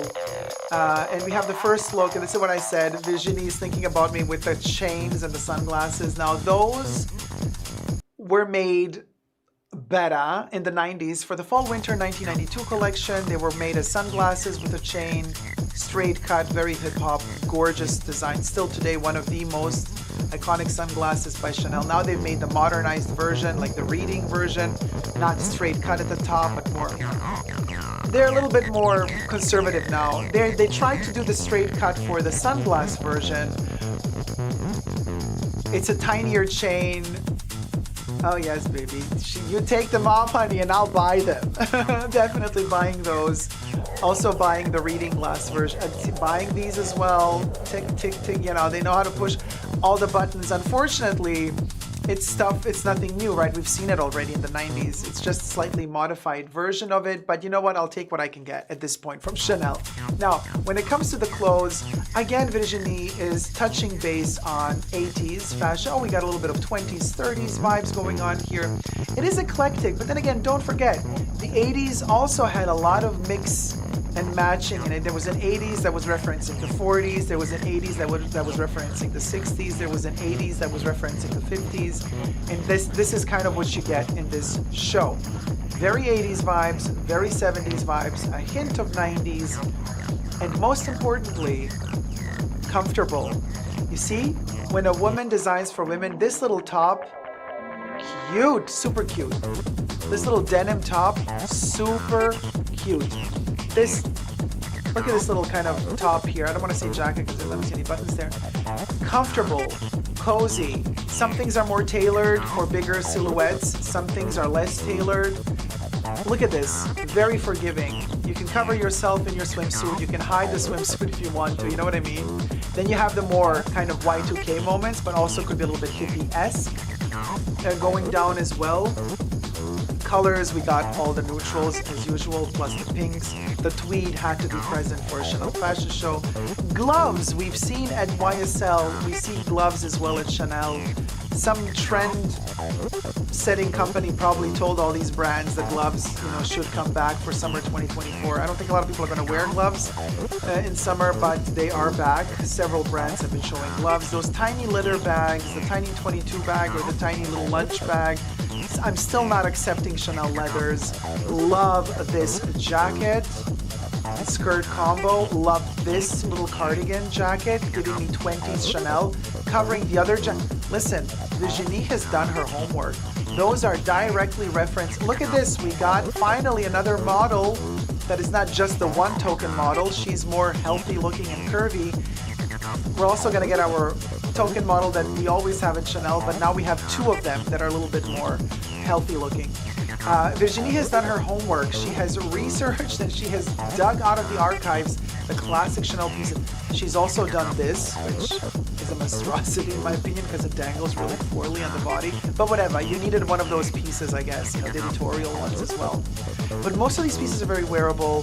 The references to the early 20s, but also the late 10s by Coco Chanel, very fascinating. Look at this asymmetry that she's playing with here. She's daring to go a little bit. Look at this now. Coco also did this asymmetry back in the day, especially this ribboning, this kind of chevron ribboning bordure, very, very typical for Coco for the 60s. The glasses again, patchwork vibes, total either early 90s, just about to enter the grunge era, but also very, very much hippie vibes. Very much the patchwork hippie vibes. And then we got the classy version of that with the black and white. Again, that ribboning is really beautiful. The asymmetry, you know what? I'm happy. I don't mind the asymmetry. It's been a while that we've had everything perfectly symmetrical at Chanel. Playing a little bit with that asymmetry from now and then is okay for me. I am really getting used to the aesthetic of Virginie and the direction. There you go. She used to be our only token model. Not anymore. She is gorgeous. And by the way, she looks healthy. It's a pity that she's still two of them are the token models. There should be way more women like the two ladies on this runway. Now, when it comes to the stripes, the lines, the textures, the combination of materials, I think Virginie is very clever. Oh, look at that little baglet. Oh, I kind of love a little top handle with a little clip closure, clasp closure. Ooh, that's a cutie. Not going to sell very well, but I love that 50s ref. You see, now we're going into the 50s, like a 40s, 50s reference when that little bag. This can also be very 40s, the way that the shoulders were done. Very, very Chanel. You might not think so, but Coco did a lot of whimsical pieces and experimental pieces back in her day. We only remember her for certain ensembles and tweeds, but she did way more than that. The woman was active for many decades. Look at the interesting lines and patterns going vertical and horizontal. This is giving me cruise collection vibes, which is fascinating, and I do think for a second there I thought, oh, is Chanel discontinuing the cruise line? Are they just going to do now summer? The summer collection is going to deliver cruise and summer. I love this combo, by the way. Yes, it's a huge logo, but you know what? A lot of these pieces are toning down the logo. We're playing this, economy, let's not show off the logo too much, but then there's like that one piece showstopper that has the logo. That top is going to be the best seller just because of the logo. Trust you me. But we're playing it safe without the logos, right? But it's also very Chanel at the same time. Coco did a lot that Virginie is referencing here, and a lot of people might not recognize it. And people are kind of calling Virginie out, you know, like, oh, boring, boring, boring. Her shows do tend to blend into one another from time to time, but she's falling into her own place. I'm liking more and more the evolution of Virginie at Chanel. Now, this little bag, leather bag that mimics a 40s/50s camera case for a analog click camera. It's kind of that whimsical, look at that 22 bag with stripes. It's a 22, I think that's the backpack. That's the 22 backpack. So they're referencing a lot of these things. So like I said, I was thinking that, oh, cruise collection, are they gonna discontinue the cruise collection? I would be all for Chanel discontinuing one collection and just giving less pressure on the production so that they can produce better quality. They don't need 10 collections a year. So I would be all in favor of them mixing cruise with summer. But I don't think that's going to be the case. That was just my wishful thinking because some of these pieces really are giving major cruise vibe. This one, major cruise vibes. The sunglasses. Yes, they have the Chanel logo all over them. Do I want them? Yes, I want them. They have not had so many Chanel sunglasses hitting the runway in decades. Okay, where I say I gotta get 1, 2, 3, 4, like 5 models. You know what I mean? That's a lot. I don't know if all of them are gonna go into production though. I hope they will. And like I said, forgiving. A lot of these pieces can be worn by any body shape and type. Virginie is clever in separating, like giving us separates. You can combine, mix and match pieces. Something Vivienne Westwood also used to do. Very forgiving in terms of you can buy something from this summer collection from 2024 and it's going to go really well with what you already purchased in summer of 2022 or 2023. So these are addable, stackable pieces that go really well together. Now you could debate and say, well, that she's boring, she's repetitive, you know, so all these things go together because it's always the same. I beg to differ. There's slight nuance and there's daring in what she's doing from collection to collection. I'm not a big fan of the current costume jewelry that her costume jewelry design team is delivering. So I'm kind of just forget about the costume jewelry for the most part. She's not delivering that quintessential Chanel costume jewelry. She's focusing more, or her team is focusing more on the little tiny crystal bedazzled pieces that just look fake to me. I don't like them. Now this floral pattern, let me tell you, oof, it's a bit much with the double C logo, but I love the flower and I love the colorway. Love the cardigan. I do love that big flower on the chest. I know it looks so conservative and cliche, but there's something about it. It makes me feel safe. And isn't that, at the end of the day, what kind of Virginie is delivering for Chanel? This kind of feel of comfort, you're pampered, you know Chanel is always going to be there. No matter what happens to the world, Chanel will survive. I'm not a big fan of these skirts and dresses that are kind of short in the front and then they go like long in the back, because then usually you end up seeing the inner part of the dress, and I've seen close-ups of these pieces. They're not really tailored that well, so you kind of see the inlay, the lining a little bit wrinkled, a little bit pulling on one side, and the Chanel was zubera. But I love a floral pattern. Yes, florals for spring and summer, groundbreaking. I'm a sucker for flowers, what can I tell you? I'm wearing colors today too, actually. I'm wearing the Fiorucci kind of denim shirt, cotton, 80s. Again, I'm totally 80s today. 80s print and pattern of the scorched posters that became super famous in the 80s. Fiorucci is bringing them back now. Similar colorways to what we're seeing on the runway at Chanel at the moment. And now the flowers as the background for the runway are not extremely Chanel, you know what I mean? We could have done without those flower prints in the runway, but I really, really like this floral pattern, even with the logo. I would not buy them for myself. I think that's way too much logo overkill. But if they took off the CC logo and just did the flowers, I would really enjoy those pieces. And here we have the run-through of the entire show again.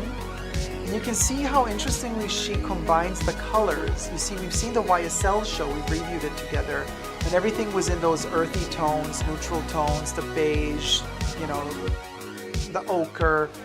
Here what we get is black, white, blue, red, pink, denim, more pink, another nuance of pink, a hint of orange, there's purple, there's a bit of glitter, you know, there's texture, there's the tweed, there's the jersey, there's the cotton, there's the paillette, there's the sequin, there's the silk. She's giving, there's the patchwork. She's delivering a ginormous selection within a collection. You might say it's not cohesive.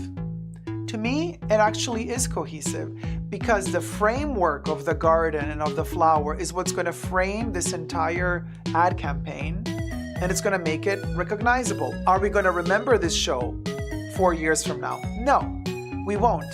But we will be, if we purchase some of these pieces, and if the quality of these pieces is good, we will still be wearing them a few years from now because they're timeless. That's the twist here. Minus the big pattern pieces, okay? If you buy the big all-over print pieces, oh, there she is, Virginie. You did well, darling. Here, this little bouquet is for you, sweetie. It's all for you, sweetie. You did real. Oh, is that Coco on her t-shirt? Oh. Hold on a minute. Was that Coco on the back of Virginie's t-shirt? Can somebody tell me in the chats?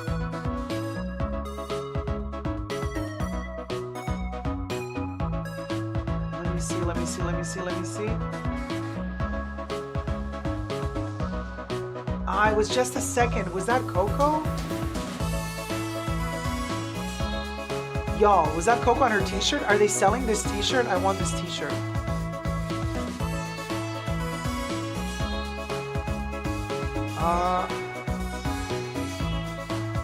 What did they do to her eyes, though? Is that Coco? It looks like Coco. Yeah, it's Coco in a hat, says Nat. But why are her eyes like... Why doesn't she have pupils in her eyes? Is it some, like, morphed? Kev says, it kind of looks like Coco. I can't tell, says Paul. Debbie says, I think it's Coco. Yes, Coco in a hat. Yeah, no, that's not Coco, says Hella Barbara Rank. That's not Coco. I want that, says Corey. It looks like doing a peace sign. It looks like Coco to me. It looks like Coco's chin and Coco's nose.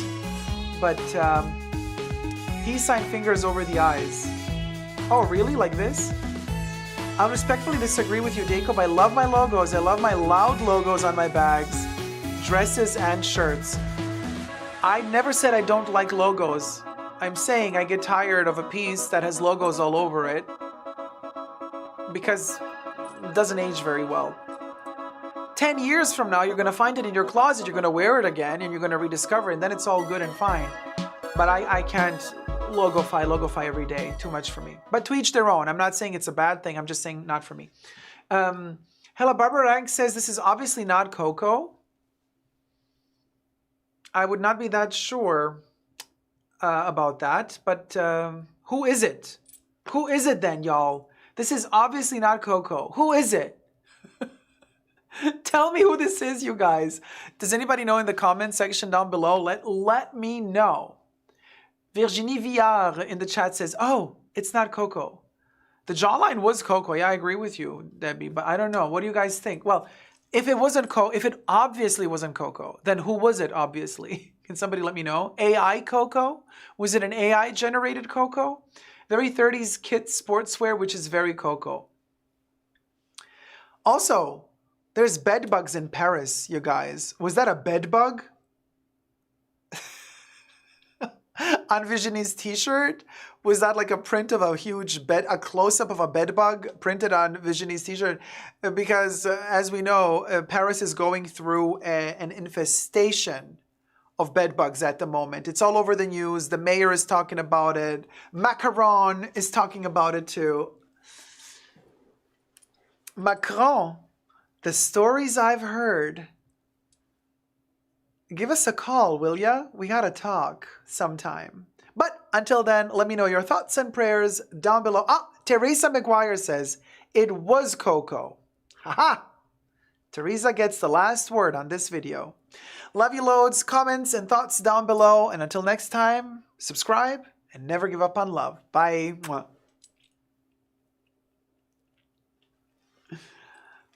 Yeah, bedbugs are scary. Oh, it's a vintage hysteric glamour t-shirt, says Virginie. So, if you guys are enjoying the show, tip your host, and we're moving on to the next video. Also, don't forget to thumb up the video. And today, my perfume of the day, coincidentally, is Chanel number 22. So yes, we have a little bit of a Chanel perfume moment going on with me, and I'm wearing my Métier d'Art Chanel scarab earring, Chanel ring, Hermes bracelet. What do we have?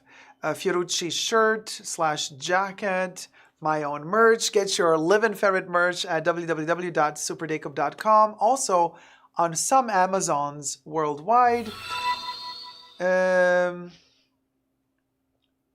Yes. Now, for the next video, let me take a sippy. I need to hydrate.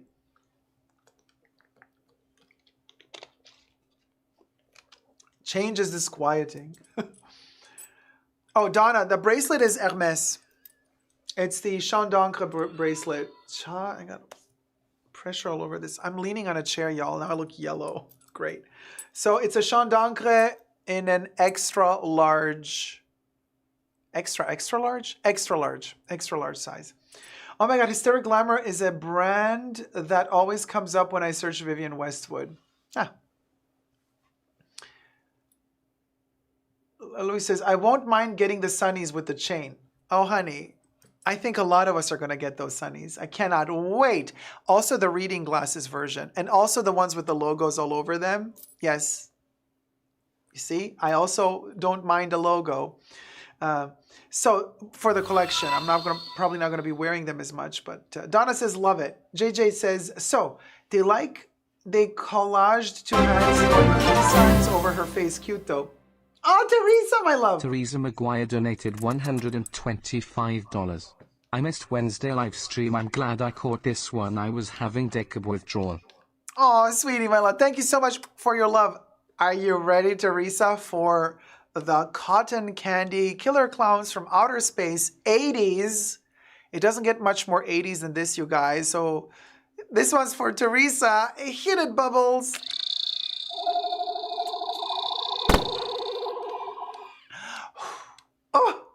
Oh, yes, Quinn. Such a vibe, such a vibe. This is our prop from the movie. Well, it's a replica of the prop from the Killer Clowns from Outer Space. It's adorable. I just love it to bits. So anyway, this is our Halloween period extra little secret. You get a shot of the cotton candy mind flare gun if you send a tip. Now, for whoever's tuning in right now, don't forget to thumb up the live stream, but also just want to explain to you why I am 12 hours late. So I was all ready 12 hours ago to, 10 hours, by now 12 hours ago to live stream. And the computer shut down. And basically what happened was Windows was corrupted on the PC. It literally gave a notification, Windows corrupted, whatever that means. Never had that issue before. So the entire computer, not only did it need to be rebooted, all the memory needed to be canceled. Canceling the entire memory means that once you start the computer new, you got to build it all new. It's like every building block needs to be added new. So my live streaming equipment, the software needed to be added new. This is why, coincidentally, we don't have the music at the moment, like the Cha-Cha-Cha-Cha song, We'll Go song, Thank You to the Mods song, Live and Ferret song, Die and Ferret song. Those are now all deleted. I'm working on restoring them, trying to get them back, so bear with me. But this is why today is such a mess. And so, Teresa, thank you so much for sending in the tip, because now, like, all the tips, well, it's going to be tight. So all the tips that came in until now were for the soundproofing blankets, and now basically I need a second backup computer. The backup computer, I'm thinking I'm done with PC. I think I really need to try the Mac at this point. I know Mac is complicated in other ways, but at least I won't be dealing with Windows, you know what I mean? And I have the feeling like Windows is a bit of a hassle. So anyway, Teresa says, I actually watched Killer Clowns. Oh, And Dracula 1979, yesterday. Love my scary movies in October. I adore them. Adore them. So on my list of things to watch is Chucky, Child's Play, Halloween, 1978 Halloween by John Carpenter, but also all the follow-ups, the whole saga, Twin Peaks from beginning to end, always in autumn. Twin Peaks is usually September, but I can do October as well. Killer Clowns from Outer Space, Night of the Comet. Night of the Comet is an 80s horror movie filmed in LA and surroundings, and it is just a masterpiece. Night of the Comet, where a comet flies by and turns people into dust, kills them, or into killer zombies, and then just a few people survive, and they're like in this deserted LA, and they're trying to survive. Oh my gosh! And they end up in a perfume. They end up at a perfume counter at one point, like in a department store, and you get to see all the 80s perfumes in that scene. The guy who did the makeup also did Nightmare on Elm Street makeup right before he did Nightmare on Elm Street. So one of the zombies kind of has that Freddy Krueger aesthetic. You could see that the costume designer, that the makeup designer was already working on Freddy Krueger, because one of the masks were very, very, I love it. Night of the Comet. Oh, Teresa, yeah, Halloween is next to your list on your list to watch. Love it. And you know what? Halloween 1978, it relaxes me. It doesn't scare me. It just makes me, I don't know. John Carpenter has such a soft way of delivering horror. It's amazing. Frankenhooker is a great movie, Tyler. Adore Frankenhooker. I used to do tech support, and I know that Windows is a diva, says Pau. Yes. Yes. Yes, it's like a Mandela effect, not what I remembered. Which one, Debbie? Halloween 3, Carrie, and Little Shop of Horrors. Oh man, Debbie, love all three of them. I was just today playing with the Halloween 3 mask, the witch mask. It's so easy once you get used to it. You need a Mac. Yes, I need a Mac. What We Do in the Shadows, love the movie and the show. Sylvia says, I've never owned a PC in my life. No, I've owned both. So I don't know what the Mandela effect was. I miss you, Twin Peaks talk so much. Oh, Ron. I love Twin Peaks. Well, you get a hint of Twin Peaks in my perfume review. The autumn. Top 10 autumn perfumes. I'm dressed in a Twin Peaks shirt. There's Sycamore in it. Well, no, Sycamore is in my top 5.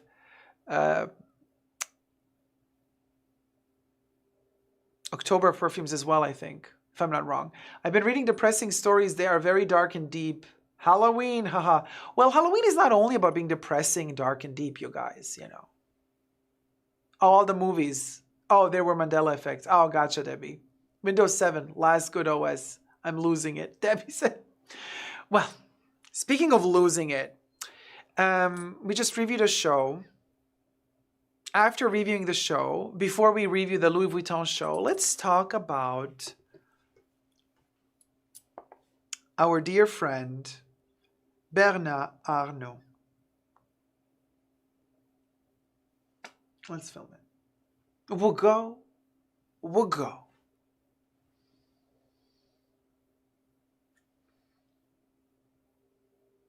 Hi everybody, Jacob here. Welcome back to the Fashion Bunker. We have an update on Bernard Arnault and LVMH, you know, the owner of Louis Vuitton and other brands. In a video prior to this one, we reported about allegations and investigations by the legal institutions of France digging into alleged money laundering with a Russian oligarch, nonetheless. So now there appears to be an update. What happened and where are we at now? Who made what statement? Why? And what implications this might have? Let's watch together. First, subscribe to my channel if you haven't already. Push the join button next to the subscription button. Become a member today. Get access to extra perks. You can also join me on Patreon. Super Jacob, all spelled together there as well for extra perks. This video is being filmed live in front of a live virtual audience. I live stream several times a week. You're all welcome to join the chats. Hi, my co-chattors. Listen, listen, listen. This is reported by Art Forum, none less than the Art Forum. Mr. Bernard Arnault, would you care to enter and grace us with your lovely presence? Okay. I feel like I'm in danger. Everything I say in this video is for entertainment purposes only, not rooted in truths or facts. Everything's alleged and just my opinion.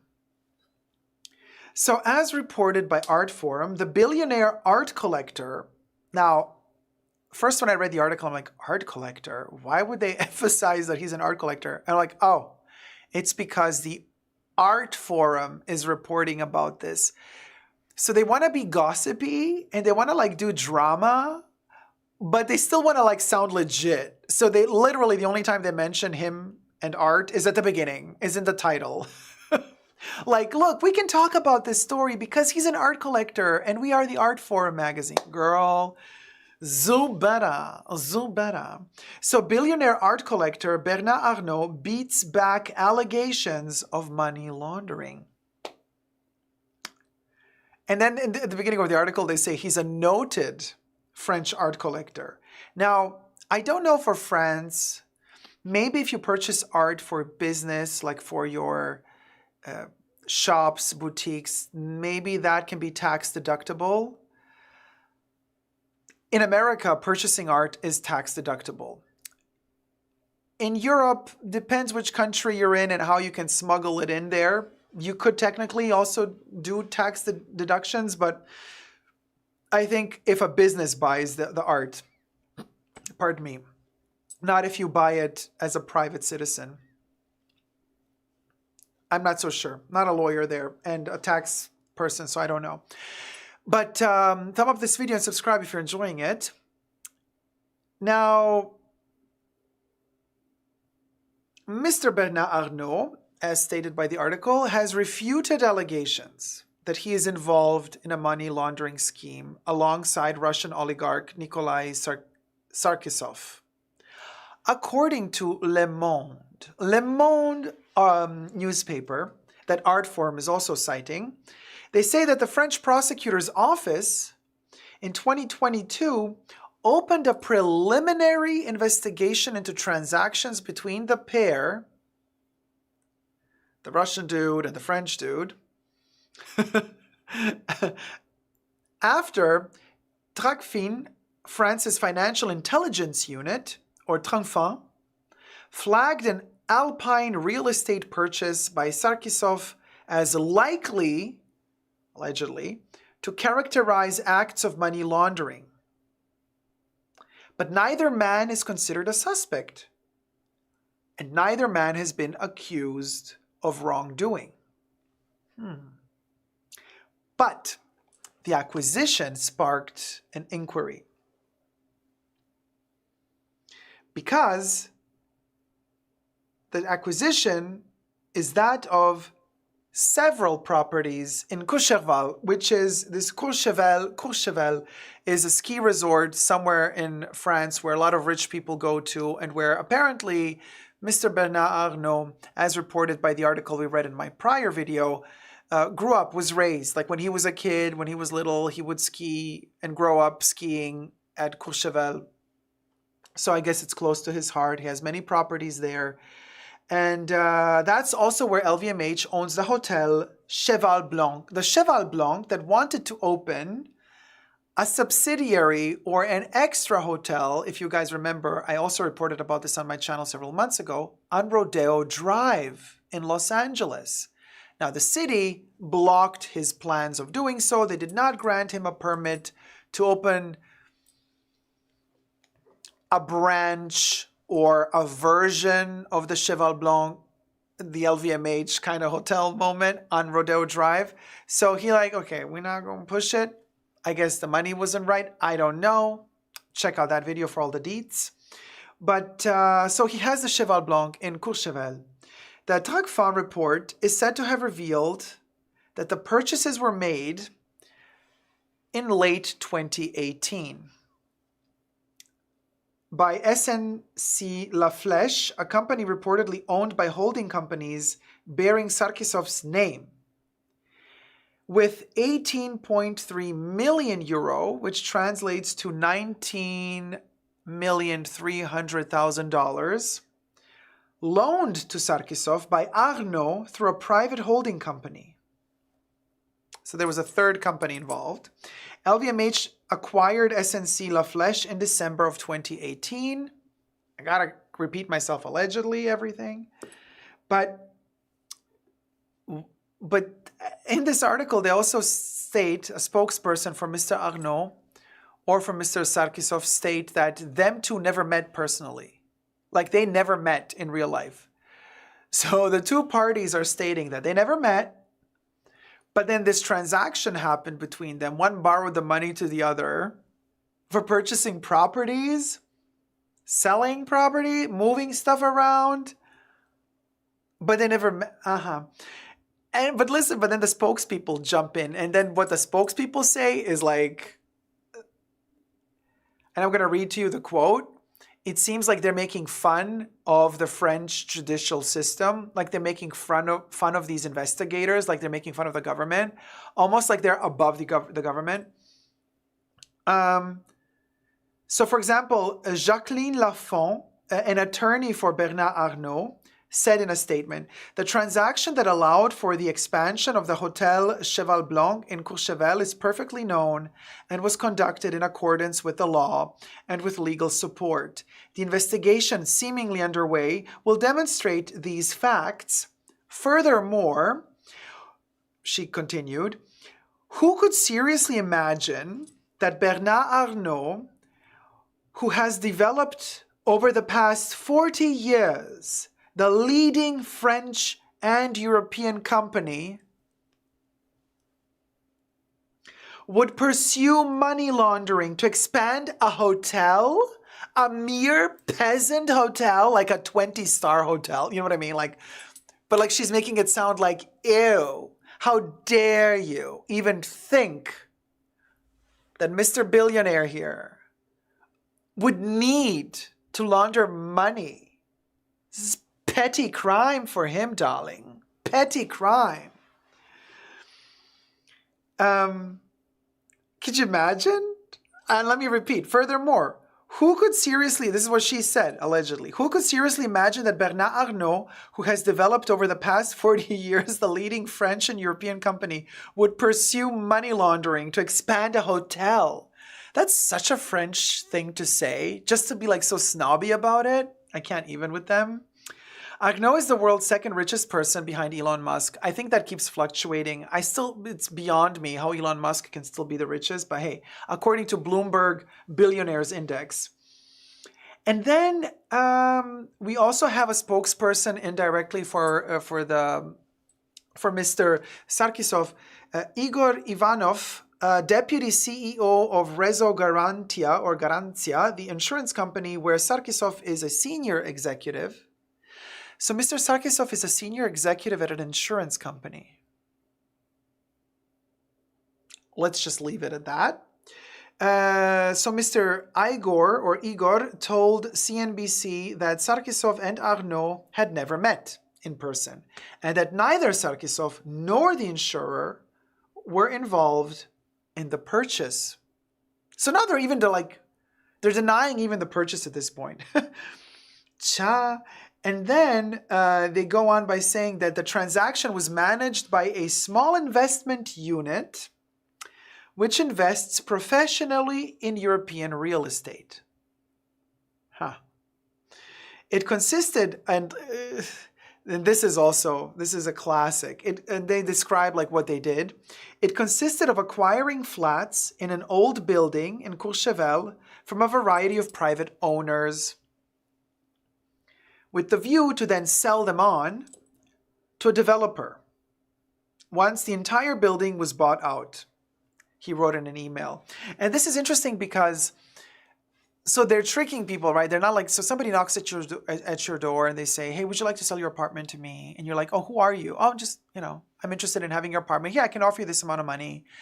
They're not telling you that they're going to try to buy everybody out from the building and then they're going to sell the building at a huge markup profit. Maybe they fix it up a little bit, they paint it up a little bit, a little fixer-upper moment, and then they profit immensely from then selling it on later on as a full-blown thing to somebody who might turn it into a hotel, resort, spa, whatever, or extremely luxurious rental. Furthermore, they say all transactions were carried out by French companies through French notaries, by French lawyers on all sides. This was a usual real estate deal, the lawyers and parties involved are saying. So they're saying, like, don't mess with us rich folk. You know, this is how we do business. This is the amount of money that is being shifted. It's totally normal. What do you want? Thanks to us, your economy is alive. You know, thanks to us selling the bags and the shoes and the champagne, you know, you get your workers get a salary every month that work for us, and we pay taxes, you know, blah, blah, blah. I just feel like these lawyers should be a tad bit maybe more humble in their delivery of these statements. Now, these are statements that I'm reading out of Art Forum, and Art Forum took them out of Le Monde. So Le Monde is quoting them. So I'm just like the fourth party that's kind of referring this to you, and I'm giving you my analysis, and everything I say in this video is for entertainment purposes only, not rooted in any truths or facts. Everything's alleged and just my opinion. So take it with a pinch of salt. But honestly though, like, one thing, listen, if I were such a big personality like him and I had a lawyer to fight for me, it would be one thing, my lawyer giving a statement to the court, to the judge, to defend me. But it would be a totally different thing the way that I would tell my lawyer to talk to the press. Because as they state in this article, the lawyer was a spokesperson for Mr. Bernard Arnault, and the lawyer was giving a statement, public statement then, I presume. Now, in the public statement, I would be more humble because I think the public opinion nowadays is very important. You want to preserve your public reputation however you can. I mean, I don't know, is there something to preserve? Is there something damaged to begin with? But the lawyer should not be like giving public statements saying, you know, knowing that the public knows that Courchevel is a luxury ski resort, you know, very famous, super ultra rich go there, you know, like, and the lawyer telling the public, you know, like, this man, the richest man in Europe, open businesses, darling, you know, doing so much, and you think that he would care to launder money for a hotel that, by the way, most readers of this magazine cannot afford to spend one night in. You see what I mean? How tricky it is PR-wise to deal with image making. So the lawyer telling the public this is too small for him to even consider money laundering. I find that very snotty, and not in a good way, for the public opinion to work in your favor. Now, you can be snotty in the court of law, and you can attack the other lawyer of the prosecution, and you could tell the other lawyer, how stupid are you to even think that my client would even want to, you know, launder money for something so abysmal as a multi-million-dollar hotel resort. It's peanuts for him. But don't say that to the public. Like I said, because most of the public reading that newspaper can't afford to even stay one night in that hotel. Public opinion matters. I know that the French are super quick to be snobby and to be like, oh, no, I don't care. Oh, you know, and they're above everything. But there's ways and ways to deliver. This is just my opinion, obviously, to each their own. But I'm thinking, oh, Love DIY in the chat says, this is giving Trump vibes. Debbie says, been thinking that. James is shook. Oh, Océlan says, there was a Maison Dior fragrance called Cheval Blanc, if I'm not mistaken. The White Horse, I don't remember. Then you know more than me. I don't remember a Dior Collection Privée or Maison Dior fragrance called a Cheval Blanc. You know what? Maybe you're right, and maybe it was a similar story like to the Chanel oils that you could get at the Ritz. It was like one of those fragrances that you could get only at the spa of the Cheval Blanc. I think you're right. No, no, no. You know what? They also had a candle. They had a Cheval Blanc candle, a scented candle that you can only buy at the spa, at the Cheval Blanc resort or hotel chain. Something like that. I do remember. Yes, you're right. I do remember. I don't know if there was also an actual perfume, but I do remember like a candle, maybe a body lotion, shower gel, something like that. Debbie says, white horse is a substance, isn't it? Yeah, when you ride the white horse, not that substance. It's a different substance, Debbie, with an H. Horse also begins with an H. Ricardo Gaspar, how's it going? Deco, what do I think about the Louis Vuitton perfumes? Well, we're going to get to Louis Vuitton in just a second. Let me first finish this segment. Thank you guys so much for tuning in. My people in the chats want other content, so be sure to new content, not other. This is fine, but we want more. So I'm going to just make a new topic right after this. So join the live chats next time. And as for this video, let me know your thoughts in the comment section down below about this story.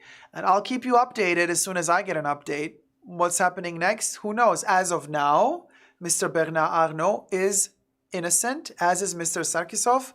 Just to be very clear about this, these are all allegations for now.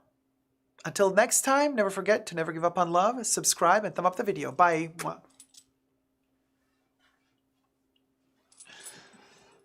All right. So I don't like the Louis Vuitton perfumes, Ricardo. Moving on. You got an answer. I try and I try and I try and I try, and every time they bring out a new one, I try. And I'm not going to lie, I don't like them. Something in the dry down, it just doesn't hit for me. Oh, Kev, Cheval Blanc is a Dior fragrance. 138 likes, you guys. Come on, let's try to get to 200 likes. It would be amazing. Or at least 150 likes. We're at 138 likes. Let's do 150. While I touch up my ratchety 12-hour-old makeup. Hold on a minute. And for those of you who are just tuning in now, my apologies for being so late with the live stream. My computer died on me, and actually Windows was corrupted. Believe it or not. Windows did not let me turn on the computer.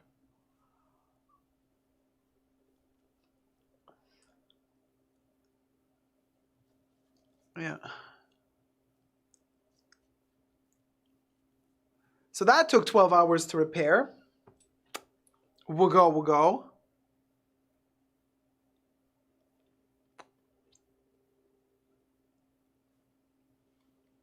Cha, this green, which looks transparent. Oh, it doesn't. Okay. It neutralizes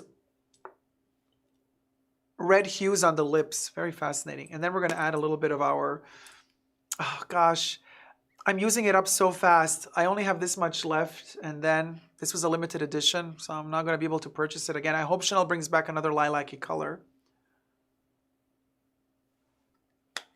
You know what I mean?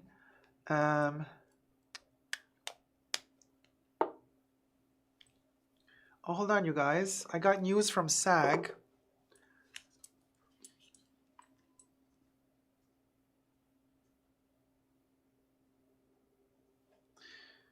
Getting news from SAG. Okay, the bargaining has concluded for today, but there has been no settlement. The strike continues.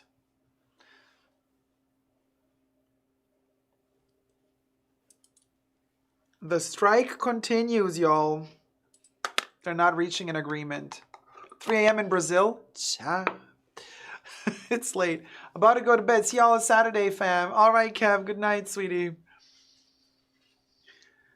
Nat says, yes, what happened with my 2 computers after update? Ugh, terrible. I can't with these computers. They're so annoying. Anyway, all right. So let's... Oh, Shop Queen. Thank you so much, my love. Shop Queen donated $20.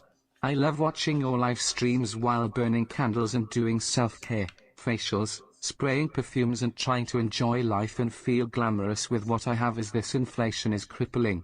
I appreciate you. Thank you so much, my love. Thank you. Yes, the inflation is a mess. Prices are insane. Toilet paper costs everything. I mean, food, apples, bananas, everything. It's toothpaste.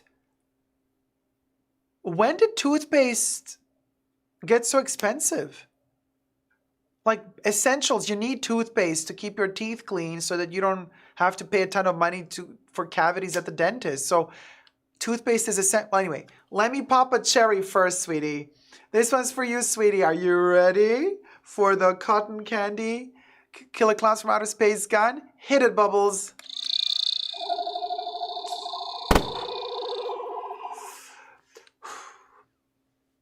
Ah, such a vibe. Always love shooting this little gorgeous little beauty. All of October, our Halloween season, we have this special little extra feature every time a tip comes in.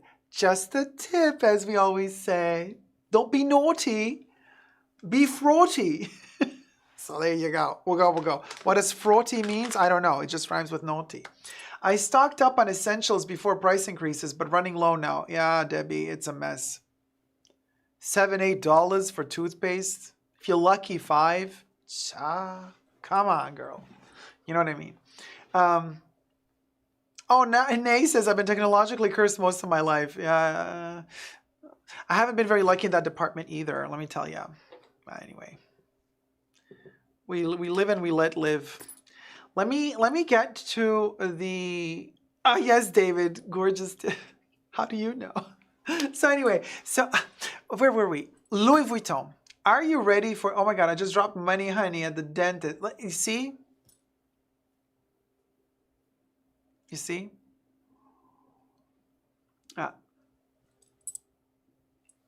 So, yes, Chanel Fashion Show is over, the review. Brenda, yep, we just did it. Now, Louis Vuitton. Let's do it. And then... Okay.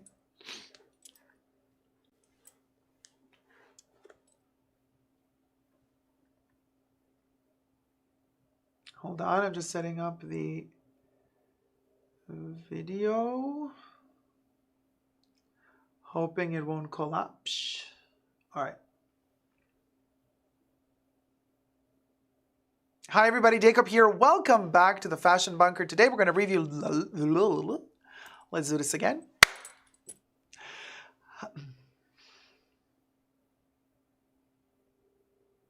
Hi everybody, Jacob here. Welcome back to the Fashion Bunker. Today we're going to... No.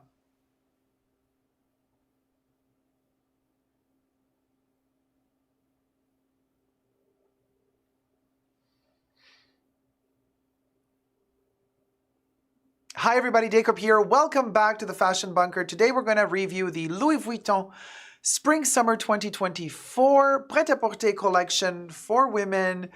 Mr. Guesquier, what did you deliver today? Is he still a designer there? I don't know. It's like we're losing touch. Nicolas Guesquier, you're kind of losing us. Maybe you're going to win us over again this time around. I don't know. Listen, the video that we're about to see is taken from the Louis Vuitton YouTube channel. It falls under fair use because we will be reviewing it. I have changed the music, the sound from their soundtrack to a copyright-free music soundtrack. And subscribe to my channel while you're at it. Push the join button next to the subscription button. Become a member today. Gain access to extra perks. You can also join me on Patreon. Super Decoball spelled together there as well for extra perks. Thank you to my members and patrons who have already pledged. This video is being filmed live in front of a live virtual audience. I live stream several times a week. You're all welcome to join the chats. Let's hit it. Hit it, Bubbles. Let's watch the show together. Oh, wow. Okay, we have like Dune vibes, right? Sandy colors. Oh, they're changing color from red to orange. No, it stays orange. No, it's painted orange. It's a lot of orange. So what is this? Louis is doing Hermes now? Or what is going on? It feels, oh my gosh, I don't know. I don't know if I like this unfinished look. It's giving me very much like experimental end of the year, first year fashion students vibes, but like on a huge budget. So anyway, okay, after the color shock and this really not so nice looking covered up.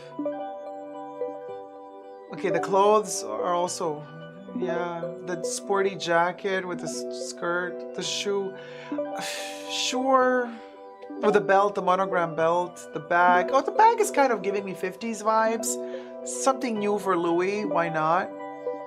Unless they're not doing the fashion show in some historic venue where the venue is being restorated and Louis Vuitton is paying for the restoration of the building, so the building is covered up. So it's like a whole context. Unless it's that reason for the building being covered like that, there's no excuse. Like if that's the excuse, okay, we accept, but then do the show somewhere else. Unless you don't want to showcase the preservation of blah blah. Anyway, this is giving me Vivienne Westwood tartan plaid vibes. Anyway, 80s are back. Oh, are they ever? Look at these 80s pastels. That little bag. Louis is exaggerating with the chains. I don't mind this black and white look. Well, she's gorgeous. Corset, we're so done with these. This is so Y2K, you guys. Like, we gotta let go of those corsets. It's also 80s, kind of. Could be grungy. Debbie says it's so 70s. That's an androgynous moment, although they did zoom into the bulge. I guess that was a boy. I'm not so sure. Doesn't even matter, but it was just kind of a little bit put off guard. Camera holder. Chanel had a camera holder bag. Do they have the same trend setters hired by them to, oh, look at, to disclose, to give them tips? I love this combo of the shirt with the coat, and I love the shoes as well, giving me YSL vibes, but with the colors that I was missing at YSL, we're getting them here at Louis. Not a fan of the corset. The bag is giving me Alma had a baby with a bolide, and now they're doing also the peekaboo, right? The Fendi peekaboo, because like they're opening one side of the bag. Look at that. Look what they're doing. I see what you're doing there. Using the soft leather so that it shows how it's scrunch, doing the Pharrell soft speedy leather, but also doing the peekaboo, also doing the Fendi peekaboo. This is like Alma, Bolide, Alma Louis, Bolide Hermes, peekaboo Fendi combo, all in one. I'm not liking it, but I would just prefer the classic Alma in monogram canvas. Yeah, these historic looking jackets, you know, I like the idea of them, but I usually don't like the materials he chooses for them. And I usually also don't like the colors he chooses for them. Although I am loving this edge with the little chevron with the stripy pattern. Munchkin bags. It's the chains at Louis for me that kill it. I don't like their chains. They look so cheap. Like, do a better chain strap, you know. Color blocking. Oh, this is so 80s. Oh, the bag is cute. It's a logo moment, but it's cute. It's daring a bit of fun in these like terrible economic times. And obviously, if you wear that bag out and about, chances are you're gonna end up without the bag because somebody might snatch it from you. So be careful out there on the streets. Yeah, the soft, squishy trunk little baglet that came out a couple seasons ago, right? Not a fan of it at all. So unpractical, so hard to get in and out of. It's one of those like FOMO bags that you buy and then like you regret it later. So I'm glad I didn't get that. Oh, look at this little 80s vibe. Very Dick Tracy. And also very 40s, early 40s, late 30s. Oh my God, the shoes to die for. The shoes that she's wearing, beautiful. Also, these shoes are really beautiful. Skirt, no, gots to go. Jacket, too stiff. I guess it's like a patented leather, probably gonna be super expensive. Vivienne Westwood. Just call it Vivienne Westwood, you know. Call it Vivienne Westwood, be honest about it. The shoes are gorge, but they're giving me kind of like sophisticated grandma, you know, going to the art gallery. Yeah. Shoes, I'm liking the shoe. The jacket, oh, it's very Chanel. The bag, okay, they're still making those, the pouchy ones that he made in 2014, right? October 14 is the name of the bag, right?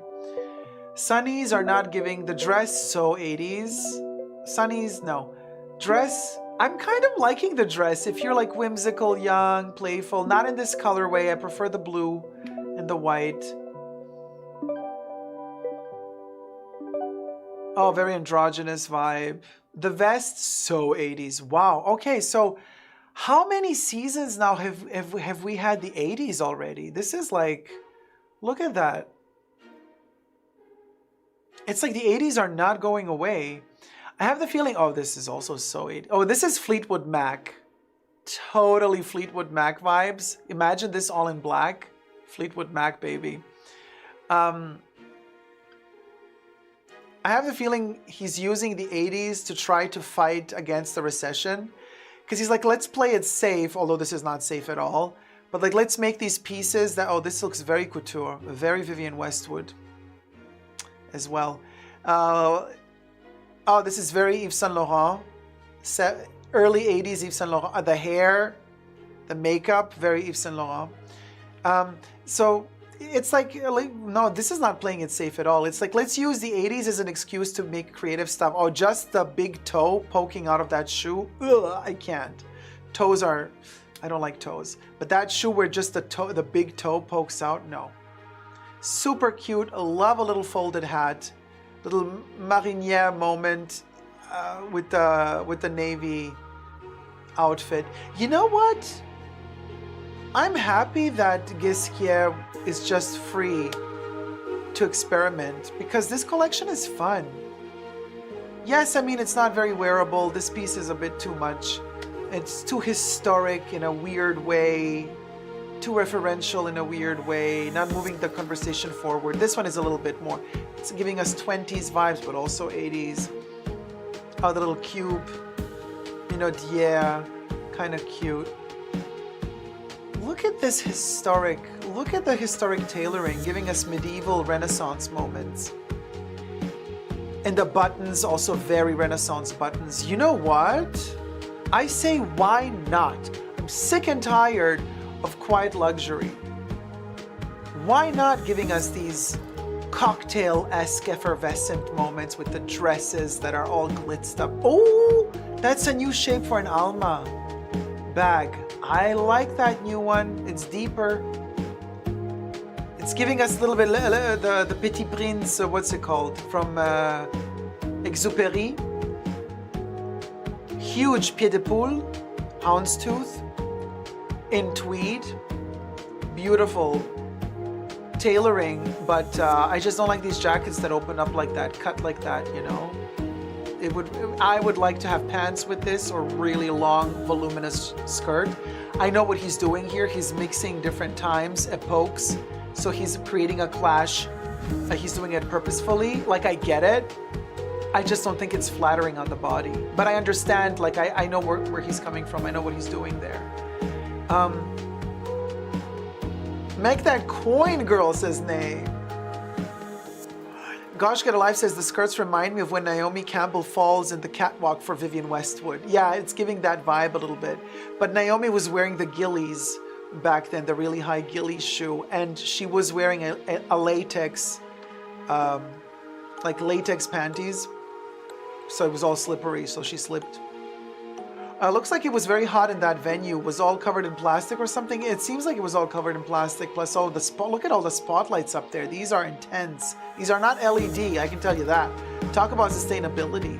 Okay, let's look at the entire looks one more time. We begin with the sporty vibes, like the day attire. But I mean, who's gonna wear this? Like, let me go grocery shopping from head to toe in Louis Vuitton. I mean, I love the shirt, the oversized shirt with the stripes. Gorgeous. I would totally wear that. The skirts are 70s vibes, these big oversized skirts, but also early 80s, you know. The belts, the oversized belts, so 80s. Why not? I say, even though we've seen the 80s now rehashed 1,000 times, ever since 2017, Stranger Things, or 2016 when Stranger Things came out, that's when the first renaissance of the 80s began with season 1. Now it's like we've seen 20 billion different facets of the... You know what? I don't mind that jacket now that I've seen it the second time with the stripy border. Very unisex, very, you know, forgiving. Anybody can wear these, you know. And then you got the tight corsets if you're skinnier. I wish they had more inclusivity in the model sizes because all the models are skinny. We're missing a bit of more curvaceous bodies. Influence, definitely, I see a Vivienne Westwood influence here. A Renaissance influence. Baroque influence. Hint of medieval as well. And then all kind of clashed together in this 80s. Oh, I love that texture on that fabric. Man, listen. Yeah. It's a vibe. You know what I'm thinking? This is almost like giving me Nicolas Ghesquière telling Pharrell Williams, let me show you how it's really done. You know what I mean?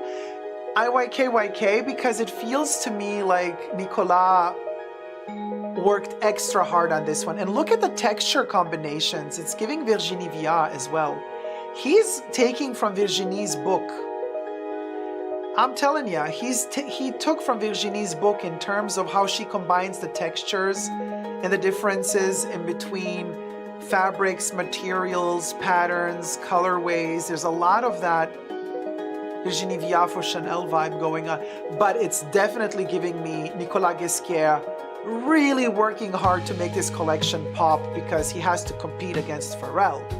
But he also wants to show Pharrell how it's really done. I have the feeling. Everything I say in this video is for entertainment purposes only, not rooted in truths or facts. Everything's alleged and just my opinion. So let me see if actually Nicolas Ghesquière really is still the designer at Louis Vuitton. Yes, it is. This is Nicolas Ghesquière. Handsome little fella. Tiny. He's very tiny. But yeah, when he was at Balenciaga, back in the day when Balenciaga was still not cancelled, he did great stuff at Balenciaga. Nicolas Ghesquière, yeah, okay, he's a cutie patootie. He's still cute. You could see that the stress has aged him. Everybody's standing up. Oh, is this his goodbye? Was this his last show? Standing ovation is usually a goodbye, or he really outdid himself. I think the collection was great. Light years better than his last collection, and light years better than 3 collections ago. He did great this time around. Aging like fine wine. Zaddy delivered. Zaddy delivered. So, I don't know. I have to read up on this, you guys. I'm not so sure if this is his last collection for Louis, but everybody's like, the camera is... Oh, there's Bernard. No. He stood up there to hug somebody. I think that's Bernard. Check out my video on the allegations of money laundering going on with Mr. Bernard Arnault. Only allegations. So what do you guys think? He's a sit and spin, as my friends say. Oh, shop queen. He's a sit and spin. Like, I'm not even... I mean, IYKYK. I know exactly what this means, but I'm just going to leave it at that. But I agree. Pao says, I'm not a fan of this collection. I enjoyed Chanel more. Debbie says, Nina says, Aunt once told me, don't get rid of anything. Fashion always comes back. I wish I had listened. Aunt had very, very, very wise words to say. Haute Pink Ray says, Jacob, it looks like Adam Ant, Claude Montana, Ton sur Ton. Yes. There's a little bit of references everywhere, but then again, the 80s were referencing everything too. Stanley says, I agree. I'll go with Chanel this time. I prefer the Chanel Spring-Summer 2024 collection to the Louis Vuitton Spring-Summer 2024. I prefer the Chanel one as well. Bible-believing Christian says, hi everyone, I'm very late, but I didn't expect to see a live stream this time of night.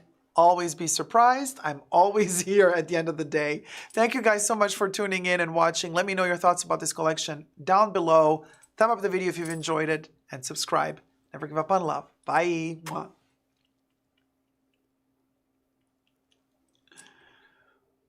Yeah, the flowy skirts were amazing.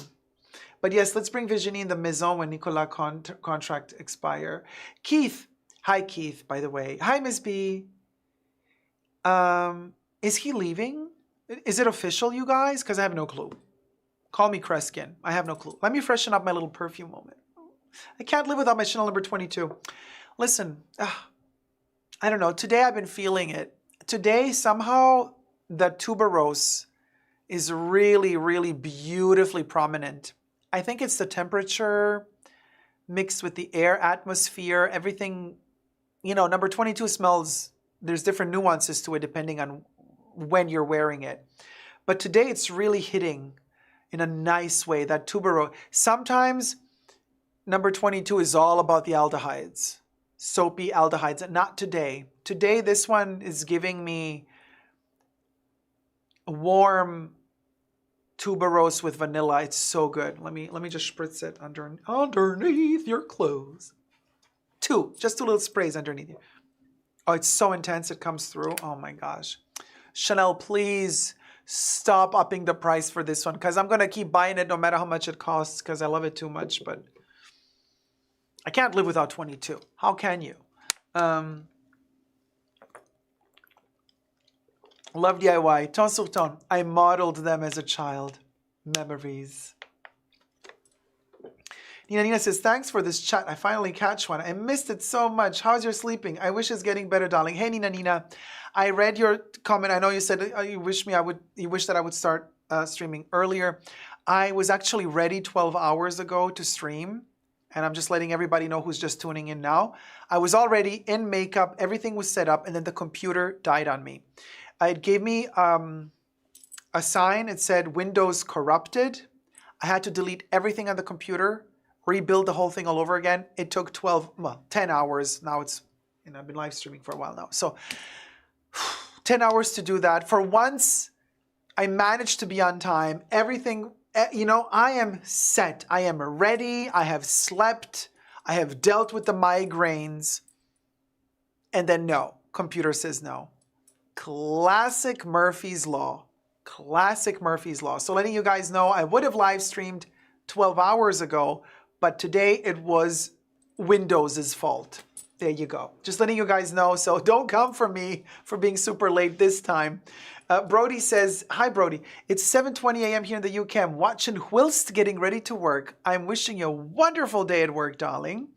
And also a really good breakfast if you're the type of person who has breakfast.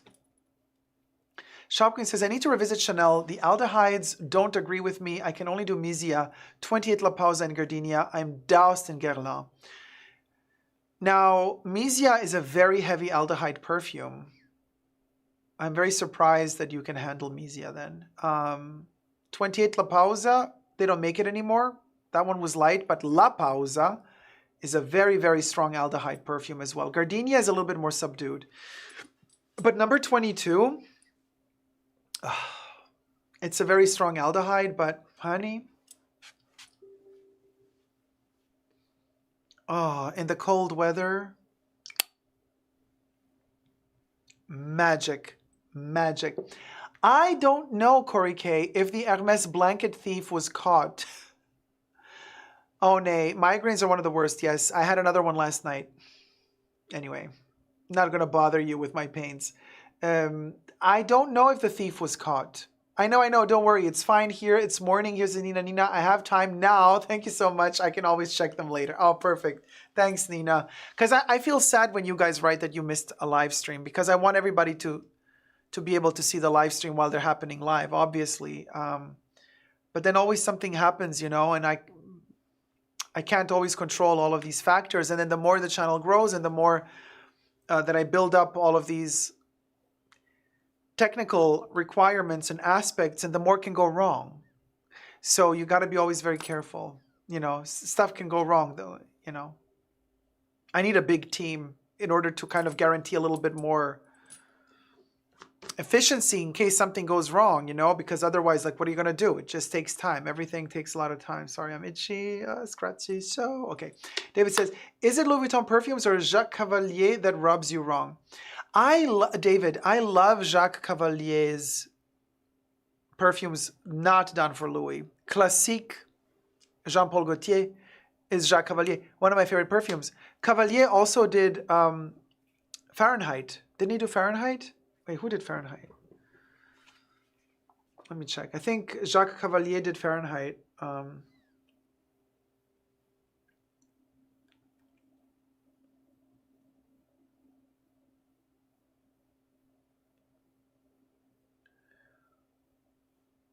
Let me see. No, he didn't. Sorry. Jean-Louis Sezouak, Maurice Roger, Michael Almarac. Wait, what did he do? There's a couple of perfumes of his that I really like.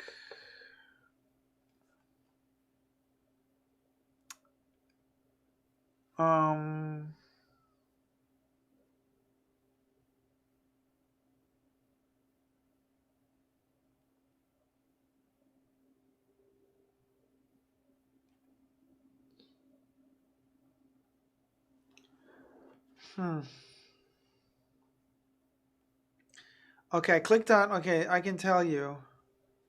Oh, yes, Alexander McQueen Kingdom. Amazing.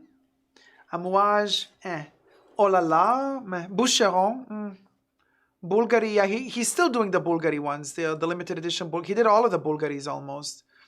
The current ones. Bulgari, I don't really care much for it either. So maybe it is him. Eternity Moment, Calvin Klein. Truth, Calvin Klein. Cartier, he did Pasha, Cartier. Diesel Fuel for Life. Tcha. Diesel Fuel for Life Unlimited. Fuel for Life Femme. Fuel for Life Homme. Tcha. Dior. Of course. He did Eau de Dolce Vita. He did Midnight Poison. And he did Extrait de Midnight Poison. He did a lot of Hermenegildo Zegnas. He did Teorema Uomo, Fendi. He did Fenty. Giorgio Armani, he did Code Sport. Sensi, Mania. Givenchy, Haute Couture de Toilette. He did a Halle Berry perfume. Oh, he did l'Odyssée. Yes. That's a good one.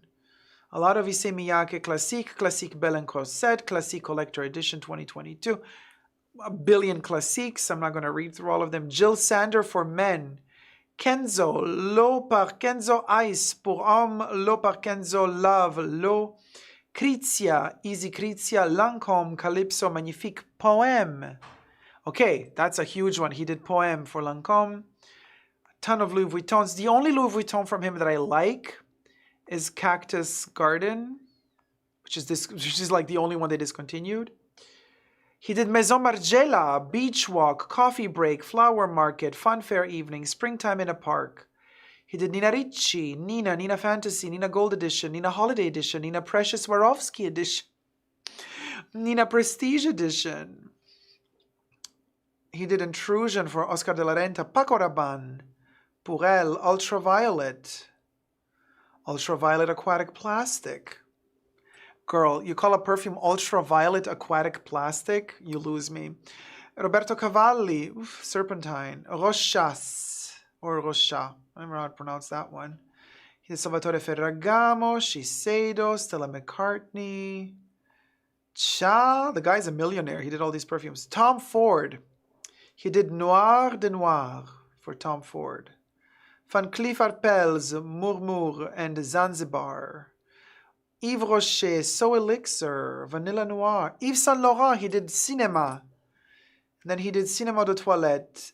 M7, Nu, Opium pour Homme. Oh, Opium pour Homme. Rive Gauche pour Homme. These are like my favorite perfumes. So he did a couple that I really adore. Opium pour Homme. Adore Opium pour Homme. And I adore Classique.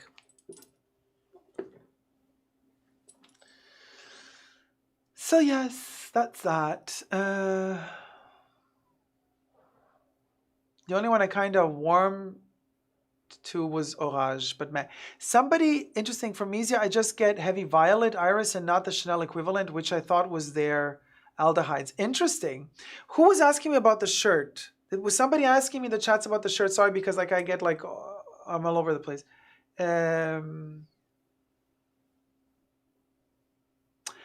Haute Pink Ray, yes, I think that could be the barometric pressure as well with the migraines that I've been having. Yeah, I also hope it gets better. Yeah, Ultraviolet Aquatic Plastic. That name cracked me up for some reason. I visualized beach balls. The Maison Margiela beach walk was my summer favorite this year. So beautiful. Will forever bring great memories of this last summer. So there you go. Your palms are orange to match the shirt. Well, they're not. No, I have very red palms actually, because I'm a very hot person.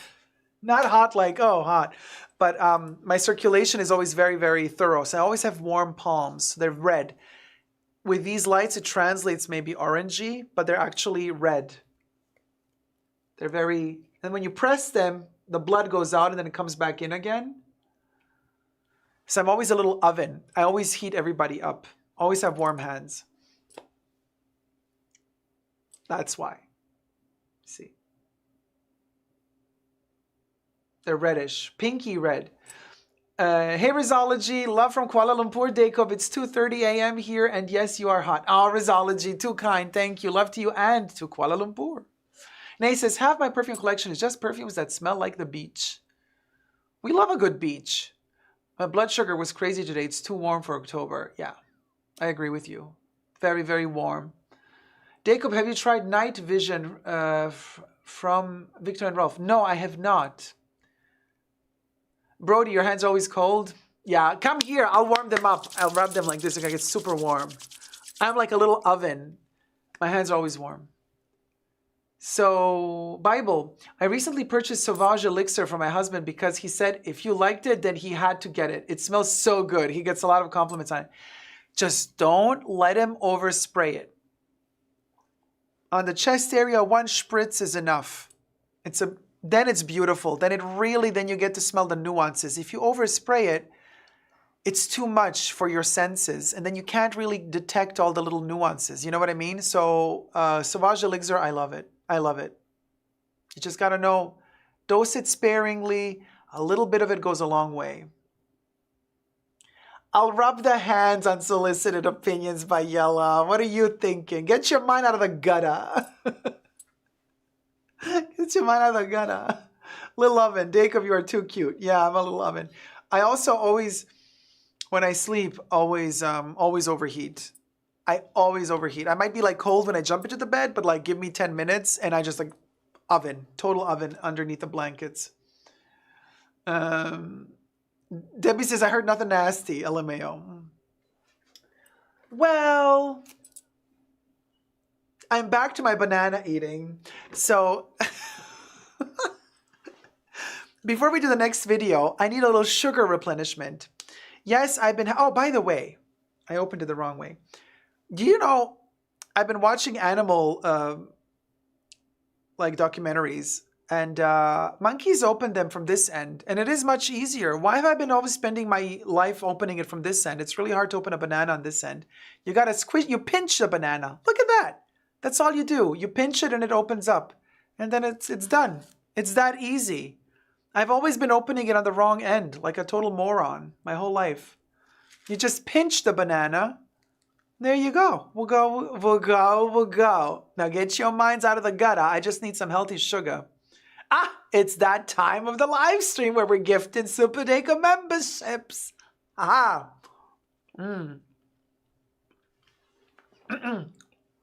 Let me just take one bite before I do them. Are you ready, guys? Yes, unsolicited opinions. I pinched the banana. Rizology was gifted a membership by 5'T Nothing. Gigi was gifted a membership by 5 Feet Nothing. Mahones Kileki was gifted a membership by 5 Foot Nothing. Julie Scott was gifted a membership by 5 Foot Nothing. Tracy W was gifted a membership by 5 Foot Nothing. Mimi Dark Bloom EXO was gifted a membership by 5 Foot Nothing. Music Girl 07 was gifted a membership by 5 Foot Nothing. Pixel Pixie was gifted a membership by 5 Foot Nothing. Abigail Claudelie was gifted a membership by 5 Foot Nothing. Denmark was gifted a membership by 5 Foot Nothing. And Denmark was gifted a membership by 5 Foot Nothing. I read that one. If you peel it with your feet, I'm leaving the live. No, I'm not going to do that. David Anderson gifted 5 Super Jacob memberships. Ricardo Gaspar was gifted a membership by David Anderson. Bible Believing Christian was gifted a membership by David Anderson. Paige D was gifted a membership by David Anderson. Monet Parker was gifted a membership by David Anderson. What's for Tea was gifted a membership by David Anderson. Quins. Everybody. Monet Parker was gifted a membership by David. Oh, I read that one already. Potassium, baby, we need it. Oh my gosh, this is amazing. So for all our 15 new Tier 1 members, don't forget, this coming Saturday, everybody, all the member Tier 1 and Tier 2 members and Tier 1 and Tier 2 patrons get access to the pre-show before the main show. Teresa McGuire gifted 5 Super Jacob memberships. Thank you so much, Teresa. Penny Lane was gifted a membership by Teresa McGuire. Bam. Baby Ruth was gifted a membership by Teresa McGuire. Judice Montana was gifted a membership by Teresa McGuire. Sanita was gifted a membership by Teresa McGuire. Sylvia Q was gifted a membership by Teresa McGuire. Debbie, no, I don't think that person is subscribed to my channel, especially not after today's live stream. The banana is delicious though. Also, I've definitely learned to eat the bananas while they're green.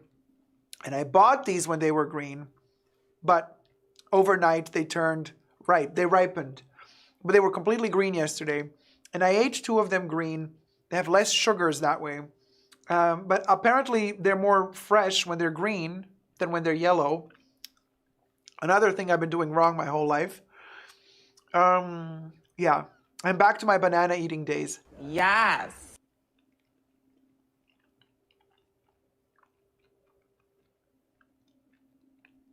So try to eat them green, they say.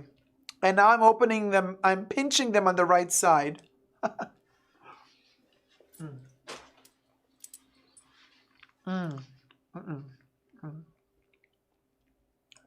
Yes, unsolicited opinions by Yella.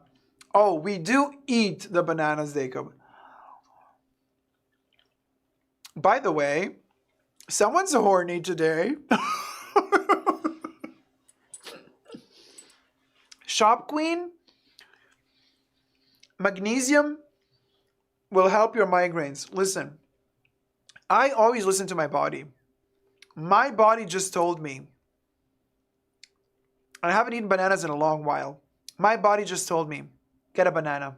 Start eating bananas. And there you go. Now you're telling me it's good for migraines. Maybe it's connected. Maybe my body was telling me, hey, you're missing something that a banana can give you.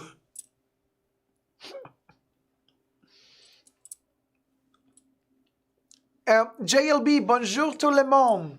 Being able to catch live is the best start of the day. Oh, good morning, my love. Thank you for being with us. Sylvia is like, we'll go, baby. Congratulations to the 20 new members. Thank you to all of the wonderful, generous gifters of the memberships. Teresa McGuire, David Anderson, and 5 Foot Nothing. Thank you guys so much for gifting the memberships. Our 20 new Tier 1 members, don't forget to tune in for the pre-show this coming Saturday. It's an exclusive live stream that's usually 2 to 3 hours long. That is only accessible to Tier 2 members and patrons, but every first Saturday of the month, it's also access for Tier 1 members. So don't forget to tune in this Saturday for the pre-show as well, you guys. Congratulations, everyone. And thank you, JLB. Big thumb up. Thank you so much. Thumb up the live stream if you haven't already. Let's get to those 200 likes. I don't even know how many we got. Jacob, you have inspired me to start a new project. I'm starting with embroidery and stitching. I'm making brooches. It's so beautiful. I love it. Oh, that is so awesome. Good for you. 163 likes. 164 likes. 36 likes to go. And then we get to 100 likes. We can do this. Did I calculate this correctly? 36. 36. Yeah, 36 likes are missing until we reach 200 thumbs up. We can do it. Yes, we can zoom it, David. Hey, Donna Pranzarone. I don't know. In English, it would be Pranzaroni, but in Italian, it's Pranzarone. Which is actually a super cute surname. Donna, I don't know if you're Italian, like if you speak Italian or if you speak English, if you know what your surname means in Italian, but it's super cute. I can tell you if you want. Yes, like the live, you guys. 164 likes. We can zoom better. We can zoom better. Hey, Blue Egyptian Lotus. Donna, well, no, not big dinner. It's cuter than that. It's actually cute because the way that it's formulated, pranzarone, is a person that really enjoys to eat dinner a lot. It's like a big dinner eating person. That's why it's so cute. It's a word that doesn't exist, but the way that it's formulated together, it gives a new meaning. So like a new word is born. And pranzarone means like, oh, you really like to eat, well, and pranzo is actually not dinner, it's lunch. So, but yeah, supper. No, not supper. Lunch. It's like the pranzo is what Italians eat at noon. So it's lunch. So it's the person that adores eating lunch. So pranzarone, when you say like, tu sei un gran pranzarone, means like you really love lunch a lot. It's a really cute word. Really cute. Hey, Holly Grace, how's it going? 165. How many we got now? Thumb up the live stream. 176. So 24 to go. Okay, it's like pulling teeth today with the thumbs up. Nina is like, I just thumbed now. Thanks for the reminder. I forget. 177. Okay, so 33 to go. No, 23 to go. Sorry, 23 to go. Me and my math. Oof. Cha. We're not friends. But yeah, 23 to go. 23 to go. Oh, you're welcome, Donna. Yeah. It's a fun name. Pranzarone. It's super cute. So, 177? Do I hear 180? No. People are like, no. You know what? No. You're going to stay stuck at 177, my dear. Well, I have another topic to share with you. One that is particularly interesting. 178. Blue Egyptian Lotus, excited to be here tonight. Super Jacob had been missing the lives due to work. Oh man, I'm glad you're with us. I hope you're doing fine with work. Because work can be, we'll go. Work can also be fun, but work has its ups and downs. So I hope you're doing fine at work. 178 likes. All right, it's moving very slowly, and I want to do another video with y'all. Zoom it. This is going to be super fun. Are you ready for the brand new Louis Vuitton shenanigan? Hit it, Bubbles. Oh, actually, I'm again all oily. So Bubbles can wait a minute. After 12 hours, y'all. I am like literally, I've turned into a powder puff. Albeit oily powder puff, but let me just like at least tone it down a little bit. This makeup is a mess today. Okay.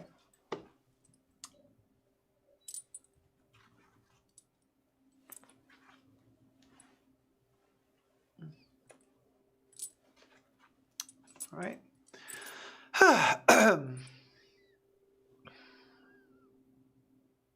Hi everybody, Jacob here. Welcome back to the Fashion Bunker. Today we're going to talk about the Louis Vuitton Pochette Accessoires. Now listen, they've just issued a brand new one. It's on the Louis Vuitton website. I was shook when I saw it. And they're discontinuing this one. Yes, our historic Pochette Accessoires is no more. Let that sink in. It's no more. Thank God I bought this when I did, because it's... So anyway, all the details right after this. First, subscribe to my channel if you haven't already. Push the join button next to the subscription button. Become a member today. Gain access to extra perks. You can also join me on Patreon, Superdacable spelled together. For extra perks, I live stream several times a week. And so come join the live chats. I have my co-chatters here with me right now.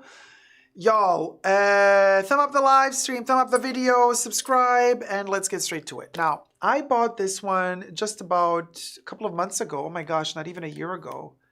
No, I did buy it a year ago. When did I buy this? Oh my God, I can't even remember when I bought this. Huh. November of last year, maybe? So maybe it's around about a year old now. Gee, time flies. I love it to bits. I use it every day, by the way. So I'm super happy that I bought it. Now, I see on the Louis Vuitton website that they have a new version of the pochette accessoires. Now, just to show you what the pochette accessoires was up until now, canvas, also available in Damier Azur, but I got the monogram canvas. Canvas on both sides. It has this little leather strap, which you can detach. You can detach this leather strap and just use this as a little wallet or something, as a big wallet. But I love the strap. And inside it has the canvas, not the canvas, see how much I use it? We be using it. Let me just de-dust it. Okay.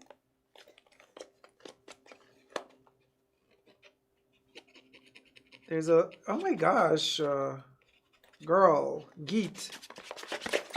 Okay. Interior clean. Now, it has this cottony, like a cotton canvasy material, and it has an interior pocket. Also in that kind of woven cotton, but I don't know if it's cotton, probably cotton synthetic mix. That's how it looks like on the inside, super simple. There you have it. That's the interior. Now they've changed it. They've added down here the same little D-ring like here. They added one down here as well. And they added a little chain. An ugly ass chain to hang down from it in addition to the strap that it already has. On the inside, they've maintained this cottony material. They've added a zipper pocket here.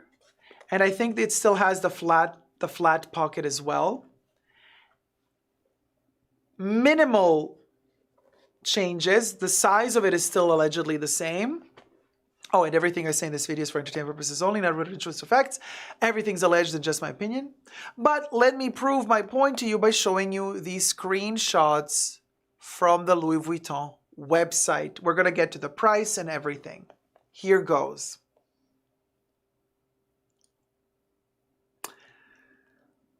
So, we'll go, you guys. So if we compare the two, you can see that it's the same size. We got the 1, 2, 3 Louis Vuitton logos. You have the 3 here as well. And then you got the 2 in length. And here you got also the 2. So it's the same size, but they're giving you this extra golden chain. So 2, you got this golden little bit attached here, like there. And then the second one is attached right next to it. And then you got that little chain hanging. Well, I find it so tacky. But anyway, and then on this side, they took it off here. You see it's dangling free. So it's basically this little bit hanging off like that. And underneath it right here, you see right there is that other D-ring. That D-ring, which is for this chain to attach to it. So let me show you the next picture.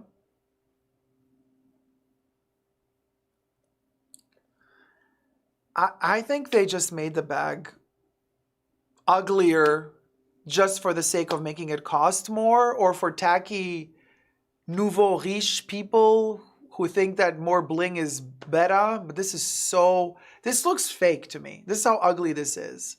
5 Foot Nothing says don't like it.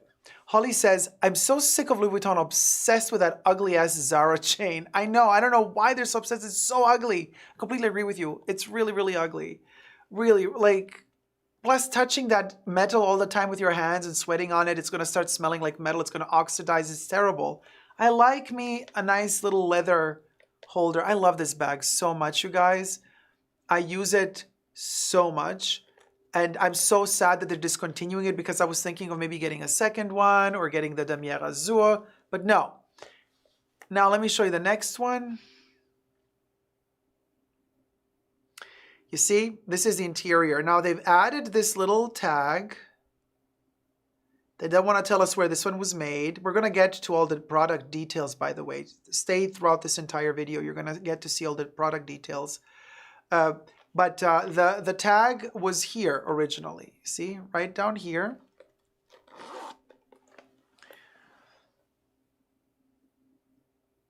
There you go. The Louis Vuitton. Mine is made in France. I'm super happy about that. This one can be made in Spain, Italy, France, and the USA. Now the interior, you see, it still has that cottony material, just like I have here as well. The color looks a little bit bleached as opposed to mine. It's all about the lighting. It's the same interior color, by the way. Don't get fooled by the lighting in this room and this picture, which maybe Louis Vuitton retouched. This is from the Louis Vuitton website, by the way. All the pictures are directly from the Louis website. But as you can see, they've added this extra zipped pocket inside. So useless. Takes up so much space. And apparently, on the other side, on this wall, you still have this flat pocket. It's still there. Okay. And is this zipper broken here already? Why does it look like there's a zip missing right there? Like a tooth missing right there. Maybe it's a Photoshop issue, but it looks like a little tooth is missing. So let me show you the next picture and we're going to get to the deets.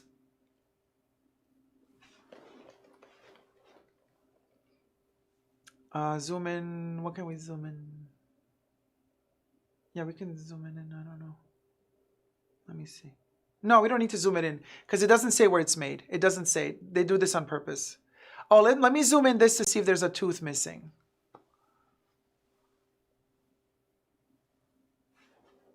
Yeah, I can't come close to the TV because I'll cover it up. Oh my gosh, it's there. Okay, so what's that, Louis? No, maybe it's just the color. Why would only this one not be reflecting light though? Something is off. Either there was a hole and they added half of a tooth, or this one is not refracting light, or they by accident took off a part of it through Photoshop. It's messed up either way. Anyway, okay, moving on to the next picture. The ratchetness of it all. A brand new bag. Louis, I would have thought if you're introducing to us a brand new bag that you would have maybe taken a bit more care for your Photoshop. I don't know. Anyway, we'll go. Here's a little close-up of the side. So we got that D-ring, which is the same as this one. It hasn't changed. We got the floral pattern right there, which is exactly in the same position. Again, nothing has changed. The zipper here looks correct. They've retouched it properly here, I guess. And then there's that interior zipper pocket, which if I position my bag the same way as that one is positioned, you know what I mean? Like this. Then in here, you have my slide-in pocket. So they've taken the slide-in pocket away from this side and they put the zipper pocket instead, but they've kept the slide-in pocket on this side, I presume, because they talk about 2 slide-in pockets. So let's see what they mean. Maybe by 2 slide-in pockets, they mean there's the main compartment and then there's the zipper pocket. So that's kind of like 2 compartments. Maybe that's what they mean. In which case, if they did that, that would mean that they didn't do anything really new. They just added a zipper, which is super clunky, and it's going to scratch up whatever you have in that bag. And that metal chain, which is ridiculous. But let me check the next picture. Yeah, there's a ton of pictures missing. I need all the texts. Okay, so this is when you take the chains off. So you got that. And then you got this, which is from the old one, from the OG. And then you got that extra little D-ring hanging right there, which would be hanging right down here for the metal chain. All right, so next picture. So here is all of them together. For variety, I took a screenshot from the French website because you can buy the new pochette accessoires on the French website already in Europe. It's not available in America yet. 1,300 euro. Now, you can still buy the original pochette accessoires, but it's the heritage version, meaning you have to get it stamped with your initials, yada yada, and you can choose the interior lining color, like what color you want inside. And for that choice of color inside and for the stamp, they charge you 1,400. Still they have it available, the classic one. But the new one without this option is 1,300. I got mine for around 900. Now we're like 300 to 400 euro more. And here we have, for comparison, just to show you how much they upped the prices because they added one chain. Here's the mini pochette accessoires. The mini pochette accessoires with one chain, the classic one. And then they made the new one, mini pochette accessoires chain. Ya gots to be kidding me. They just added a second chain in addition to the first one. Ridiculous. Still not fully detachable. Look at that. Almost 100 euro more, which is like $100 more. For that one slinky little ugly ass chain, they're charging $100 more. So now I have prepared more pictures. Why aren't they there? Maybe they're in another folder? Well, why aren't they there? I literally prepared and sent all of them. Yeah, no, yeah, no, down, down, down. There they are. Pictures are right over there. So anyway, I can read to you then the information. The product details. One of Louis Vuitton's emblematic styles, the pochette accessoires in monogram canvas, is ideal for carrying everyday essentials. This chic pouch offers different looks and carry options thanks to its removable strap in natural leather and removable gold-toned chain. Its secure zip closure opens to reveal a spacious compartment with zipped and flat pockets and 2 card slots. They really upped their game, didn't they? So there's 2 card slots in the new one as well, plus the 2 extra compartments. The length is, on the French website in centimeter, 23.5 times 13.5 times 4, same size as this one. The features, monogram coated canvas. This is as per the Louis Vuitton website. Why is it really? I'm trying to, there you go. It's all, I'm reading right, I took a screenshot from their website. Textile lining, natural cowhide leather trim, gold color hardware, zip closure, large compartment, inside zipped pocket, 2 inside flat pockets, 2 card slots, strap. Removable, not adjustable, strap drop 25 centimeters, chain removable, chain drop 25 centimeters. And then they say this reference is either made in France, Spain, Italy, or the US. Then Louis Vuitton has a separate little feature, which is sustainability. So I clicked on sustainability because I was curious. I'm like, what are they telling us about the sustainability of this product? Now, under the sustainability, they don't really mention the plastic. They only talk about the leather. And this is what they say under the sustainability clause of this bag.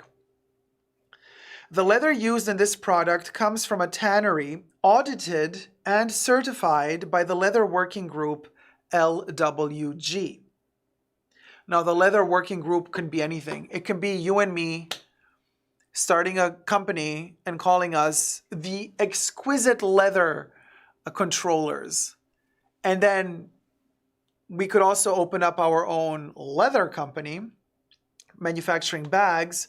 And then we could also say, we are partnered with the Exquisite Leather Controllers and we are certified by them. You see what I mean? Anybody can say something like this. But anyway, and they say that the LWG is the highest environmental standard in terms of leather tanning. This standard requires tanneries to reduce their water and energy consumption, as well as their use of potentially hazardous substances. The tanneries we work with are located in Europe and are committed partners who work with us in our efforts for responsible sourcing and continuous improvement, implementation of material traceability systems, fighting against deforestation practices. Now, this one is orderable online in Europe, not yet orderable online in the United States. It's not available as of now, but it probably is going to become available soon.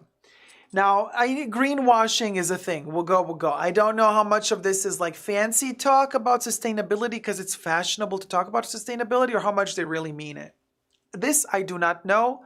We give them the benefit of the doubt, though. And then product care. You open up the product care clause, and interesting what they say about the product care. To keep your monogram canvas product beautiful as the years pass, we recommend following these guidelines for its care. 1. Beware not to scratch or rub your product against abrasive surfaces, especially the leather trim. The leather trim is super delicate. 2. Keep your product away from damp or humid environments and avoid direct exposure to sunlight. Keep your product away from any direct source of heat, radiators, car interiors, overheated by the sun, etc. In other words, don't wear it in the sun. Don't wear it outside. 3. Avoid contact with greasy substances, cosmetics, perfume, and hydroalcoholic solutions, as well as any material, magazines, other leathers, etc., that may transfer their colored pigments onto the product. In other words, don't wear it. Don't wear it. Don't put perfume on when you're wearing it. Don't put creams on when you're wearing it. Dry up while you're wearing it. Don't use any makeup while you're wearing it. Don't read Vogue magazine while you're wearing it, because Vogue magazine might stick. Don't touch it with other leathers, so don't wear gloves. It's insane. It's insane. You know what? I have the feeling they write all this stuff just to protect themselves. So in case you do come back with a defect product, they're going to tell you, yeah, it's your fault. In the middle of winter, you wore gloves while you were wearing the bag, and then the color of the gloves transferred onto the bag. Your fault. Keep your product away from water. Should it get wet or dirty on the surface, dry with a lint-free, light-colored, absorbent cloth. Never use soap or solvent. If your lining gets dirty, or in case of superficial stains, we recommend that you wipe it with a soft and light-colored cloth. In order to protect your product when you are not using it, store it in the felt protective pouch provided. Natural cowhide leather tip. The trimmings are in natural cowhide leather. The skin is finished through a vegetal tanning process. Some natural marks or genuine irregularities in the leather may show through. Over time, this delicate leather, which is sensitive to scratches, will acquire a beautiful patina. Except it won't acquire a beautiful patina if you don't take it into the sun. And you're telling us not to take it into the sun.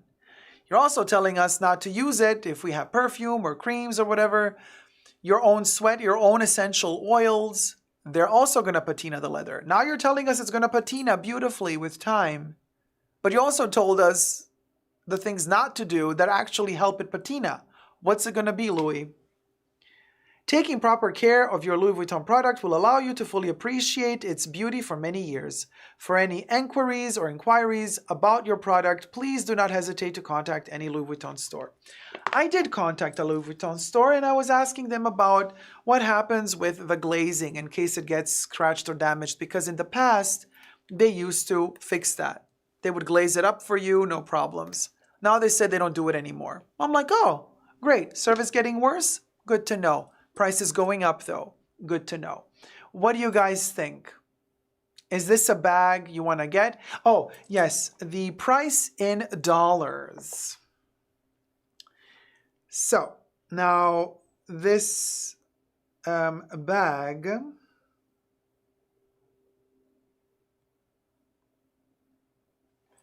is 1,300 euro.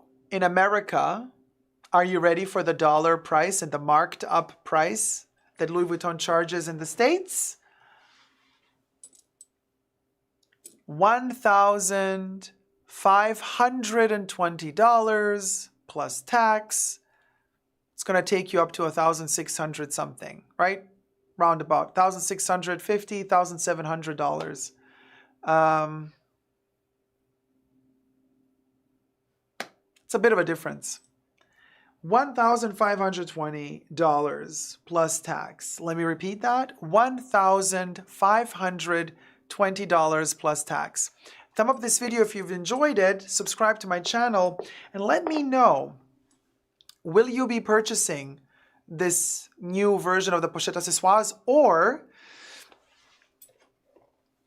are you going to spend all your resources and time trying to hunt down one of the last classic pochette accessoires ever produced before they're gone for good? News have it that this one is being discontinued and this one is going to become the new permanent pochette accessoires. They've just added some stuff, in my humble opinion, to make it cost even more, to detach themselves even more from the entry-level price customers. They don't want to give entry-level price customers a Louis Vuitton bag. They don't want to give you a Louis Vuitton bag for an entry-level price. Entry-level price, they're going to give you a munchkin or a card holder. That's the snobbery of it all. That's the snobbery of it all.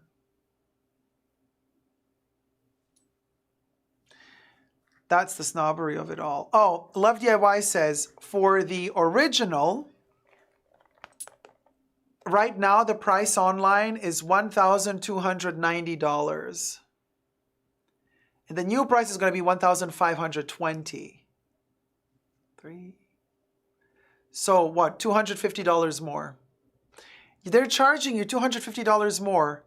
$250 more for that golden chain that nobody wants and that internal zipper pocket that really nobody needs in such a tiny bag. The zip pocket, first of all, that zip pocket right there, it's going to damage and dent the canvas. And with time, you know what you're going to get. You know what you're going to get with time, with that new bag, with that zipper squishing it. You're going to get this. The zipper is going to push onto this, there, right there. Along the entire line of the canvas, you're going to get that bent, that dent, which is going to be that zipper that's going to be pressing into the bag if you stuff it. Pardon me. And yes, I know people are writing in the comments like, oh my gosh, I remember when I got this bag like 7-8 years ago for like $200, $300, $400. It was around $290. $290 back in the day. Now we're up to $1,520. Well, Mr. Bernard Arnault, the owner of LVMH, who is the second richest man in the world, after Elon Musk, as of 2023. Richest man in Europe. I guess he's not rich enough. I guess he needs more money because he's charging even more for this stuff. So, will you be buying this new pochette accessoires or not? If yes, let me know why. If not, let me know why down below. Love you loads. Thumb up the video. Subscribe if you've liked it. And never give up on love. Love you loads. Bye. Mwah.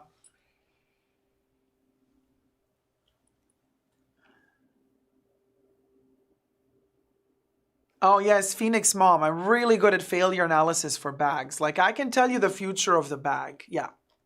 Yeah. I might be wrong, but to me, it's all about the functionality of the bag. When you design a bag, you want it to be functional. Once you, and this one is functional the way it is. Once you start adding to the bag, you start adding extra zipper here, chain there, that doesn't benefit the design of the bag. You know that you're doing this just to raise the price of the bag. And so my alarm bells go off because I know that if you're doing this just to raise the price of the bag, you're not really thinking about the functionality of the bag. Hence, the designers didn't think things through, like these extra zippers, these extra chains, are they going to tarnish? Simpler for, mark my words, simpler for classic is always better. We can sit here and debate whether or not this bag is tacky or not. It used to be, now it's discontinued, but when it was in production, it used to be a classic Louis bag. Now add a tacky chain hanging on the side, the extra zipper on the inside, the card slots. It's not a classic bag anymore. It's not. It becomes a seasonal thing. You know, like Coco Chanel always says, when you're leaving the house, before you leave the house, look at yourself in the mirror, take two accessories off rather than adding on. Because then you achieve a classical style. Same applies to the bags. You add more and more to the bag, you veer further and further away, or you steer further and further away from the classic.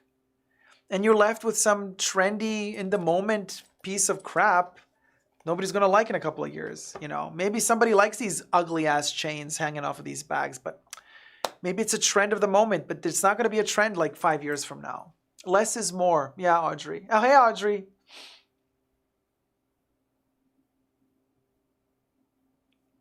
Really good point, David. The more things on a thing equals more things can go wrong. Oh, Phoenix Mom. Yeah, you have to preserve your leather strap. It's already separating. Now, Louis used to guarantee the replacement for the strap. No? I mean, I think they're still going to guarantee it because they still do this strap on the new bag. They just do also the chain. So I think we will still be able to purchase a new one if ours gets damaged somehow. Oh, Louis Vuitton is so crazy with these new releases. No more classic, timeless designs. They want our money every season. Yeah, that's how I feel as well, Asia A. Hi, Asia, by the way. Hi, HA. How's it going, sweetie? Phoenix Mom says, have to preserve my leather strap. It's already, sorry, I read that one already. Reading everything twice. Gosh, Get Alive says, it's like dousing chicken with extra gravy to make it like a new menu item and then charge more. It's the same chicken and not very tasty. Perfect. Perfect comparison. Perfect comparison. It's so beautiful just the way it is. Simple and chic. Why add more things to it? I completely agree with you, Asia. Same like they did to the mini pochette accessoires. That extra added chain to make it cost €100 more. Girl. No. We'll go. Thankfully, they still also sell the simpler version of the mini pochette accessoires, but who knows for how long. They might discontinue that one too. My sinuses are unaliving me, but happy to be here. Oh man, HA, so sorry to hear that. Yeah, I was going through pain last night again. I had to pop another painkiller. Head was like, my brain was gonna like jump out. Daisy Dior says, Chanel 19 bag too much. Oof, the 19 bag I can't handle. Definitely too much. Brody says, Jacob, I know you love your Chanel lipsticks. Do you like the Rouge Coco Hydrating lipsticks? They're too waxy for me. They are too waxy for me. So they dry me out. Weird. right? But they do. The prices were already steep to begin with. Now this is just criminal. I refuse to participate in this rich man's game that only makes the rich richer. I agree with you. I still have the Noah or the Noe regular size on my bucket list. Will I get it new or pre-loved? Because I don't want to give Bernard no more money. I really don't, but I really want that bag. Plus, I got a notification from my sales associate. They left devastated. Even less reasons now to buy there. Yeah, just got a note, just got a text, you know, like a little message saying, "I was so lovely to get to know you, to work for this company. Now I'm moving on to a new chapter in my life." And I'm like, oh, it's the goodbye speech. It's the Dear John letter. I mean, thankfully I got like, minus the Noe, regular size. Like I got everything I wanted from Louis. Except for the Speedy 40, which was discontinued, right? But I got all the pieces I wanted. And we'll go. Speedy 40 and Noe. Those were the last two on my bucket list, really, you know. And now, well, the Speedy 40, she couldn't get it for me because it was already discontinued. And the Noe, I got the Noe BB. No, anyway. That's it.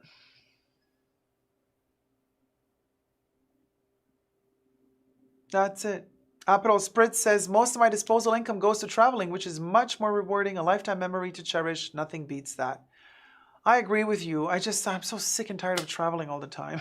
So I'm kind of, I agree with you, like choosing what is your preferred experience, and life is moving in that direction. People are going more into that direction for sure. But I don't know. I'm still not really keen on traveling that much.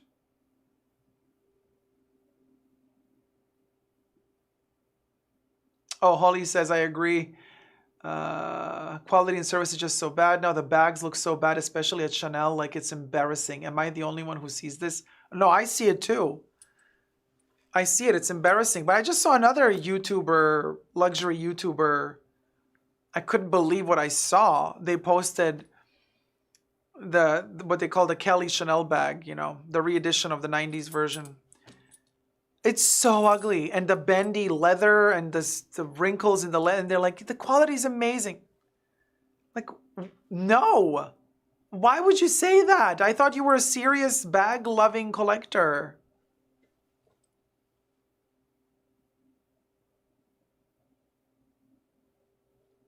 No, it was a post on Insta.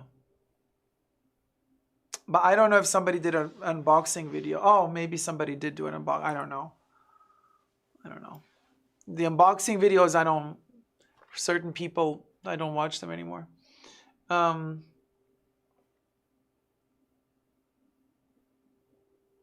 It is like gaslighting at this point, Sarah. I agree with you. Audrey's on the hunt for the perfect vintage Noe. You love the 90s Louis Vuitton. It can take a while to hunt it down. I've been traveling so much lately, says Asia. Now, whenever I get to stay at home for a while, I cherish the time spent doing simple things, having a routine. Me too, Asia. Totally. Yeah, people have gotten crazy is all I will say, yeah. Yeah, gaslighting. Oof, don't like it. Bags. New ones all the time, says Brenda Romero. What are we supposed to do with all of them, according to these brands? Buy it, photograph it, post it on Instagram, put the bag in the closet, buy a new one, photograph it, post it on Instagram, put the bag in the closet, buy a new one, photograph it on Instagram, put the bag in the closet, buy a new one, photograph it on Instagram, put the bag in the closet, buy a new one, photograph it on Instagram, put the bag in the closet. On and on and on. That's literally what they expect, but also what we got used to also through social media. And this is also why the brands are producing more and they're cutting corners on quality, because they're realizing customers don't care for durability anymore. They keep buying new ones all the time. So bags don't have to last a lifetime. They just have to last a week. I mean, it's insane. And they're not even collectors. That's right, Holy Grace, because they love to resell their bags after they bought them and photographed them a couple of times. It really is boring and sad in the end, Nina. Yeah. Anyway, you guys, this was our live stream. It's been almost 4 hours. I hope you've enjoyed, and I hope to see you all Saturday. Fingers crossed the computer is not going to die on me again. Fingers crossed that Windows is not going to be corrupted again, and that I won't be sitting in full-on makeup for 12 hours trying to fix everything. Oh my gosh. Anyway, don't forget to our 20 new Tier 1 members that have won and have received the Tier 1 membership today. Thanks to our generous membership donors. Don't forget to tune in to the pre-show this coming Saturday, because this coming Saturday is the first pre-show of the month. And as always, the first pre-show of the month is open to Tier 1 and Tier 2 members, as well as Tier 1 and Tier 2 patrons. So be sure to Saturday tune into the pre-show, which will be 2 to 3 hours long. And after that, we're going to jump into the main show, another 3 to 4 hours. So we'll go. Saturday is a full day. And I hope you're all enjoying this wonderful October. I hope you've had fun together. Since the computer crashed, everything had to be deleted and re-uploaded. I don't have the music to play with you today. So I'm just going to say verbally, thank you so much to the mods, to Debbie, to Gloria, to Audrey, to Kev. Who else was in the chats today? I think the 4 of you were. Maybe Jesus was there for a short while. Aisha, I don't know. Thank you to the mods for helping us keep the environment safe.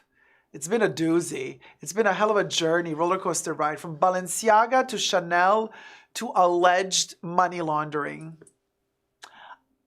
Zara Justina, I loved your post on Instagram with the AI app. You generated some awesome pictures to die for. I thought they were amazing. Love you loads, guys. Have a wonderful, wonderful rest of your week, and I'll see you all on Saturday. Keep your fingers and toes crossed that the computer survives. Love you loads. Never give up on love. Bye. Mwah.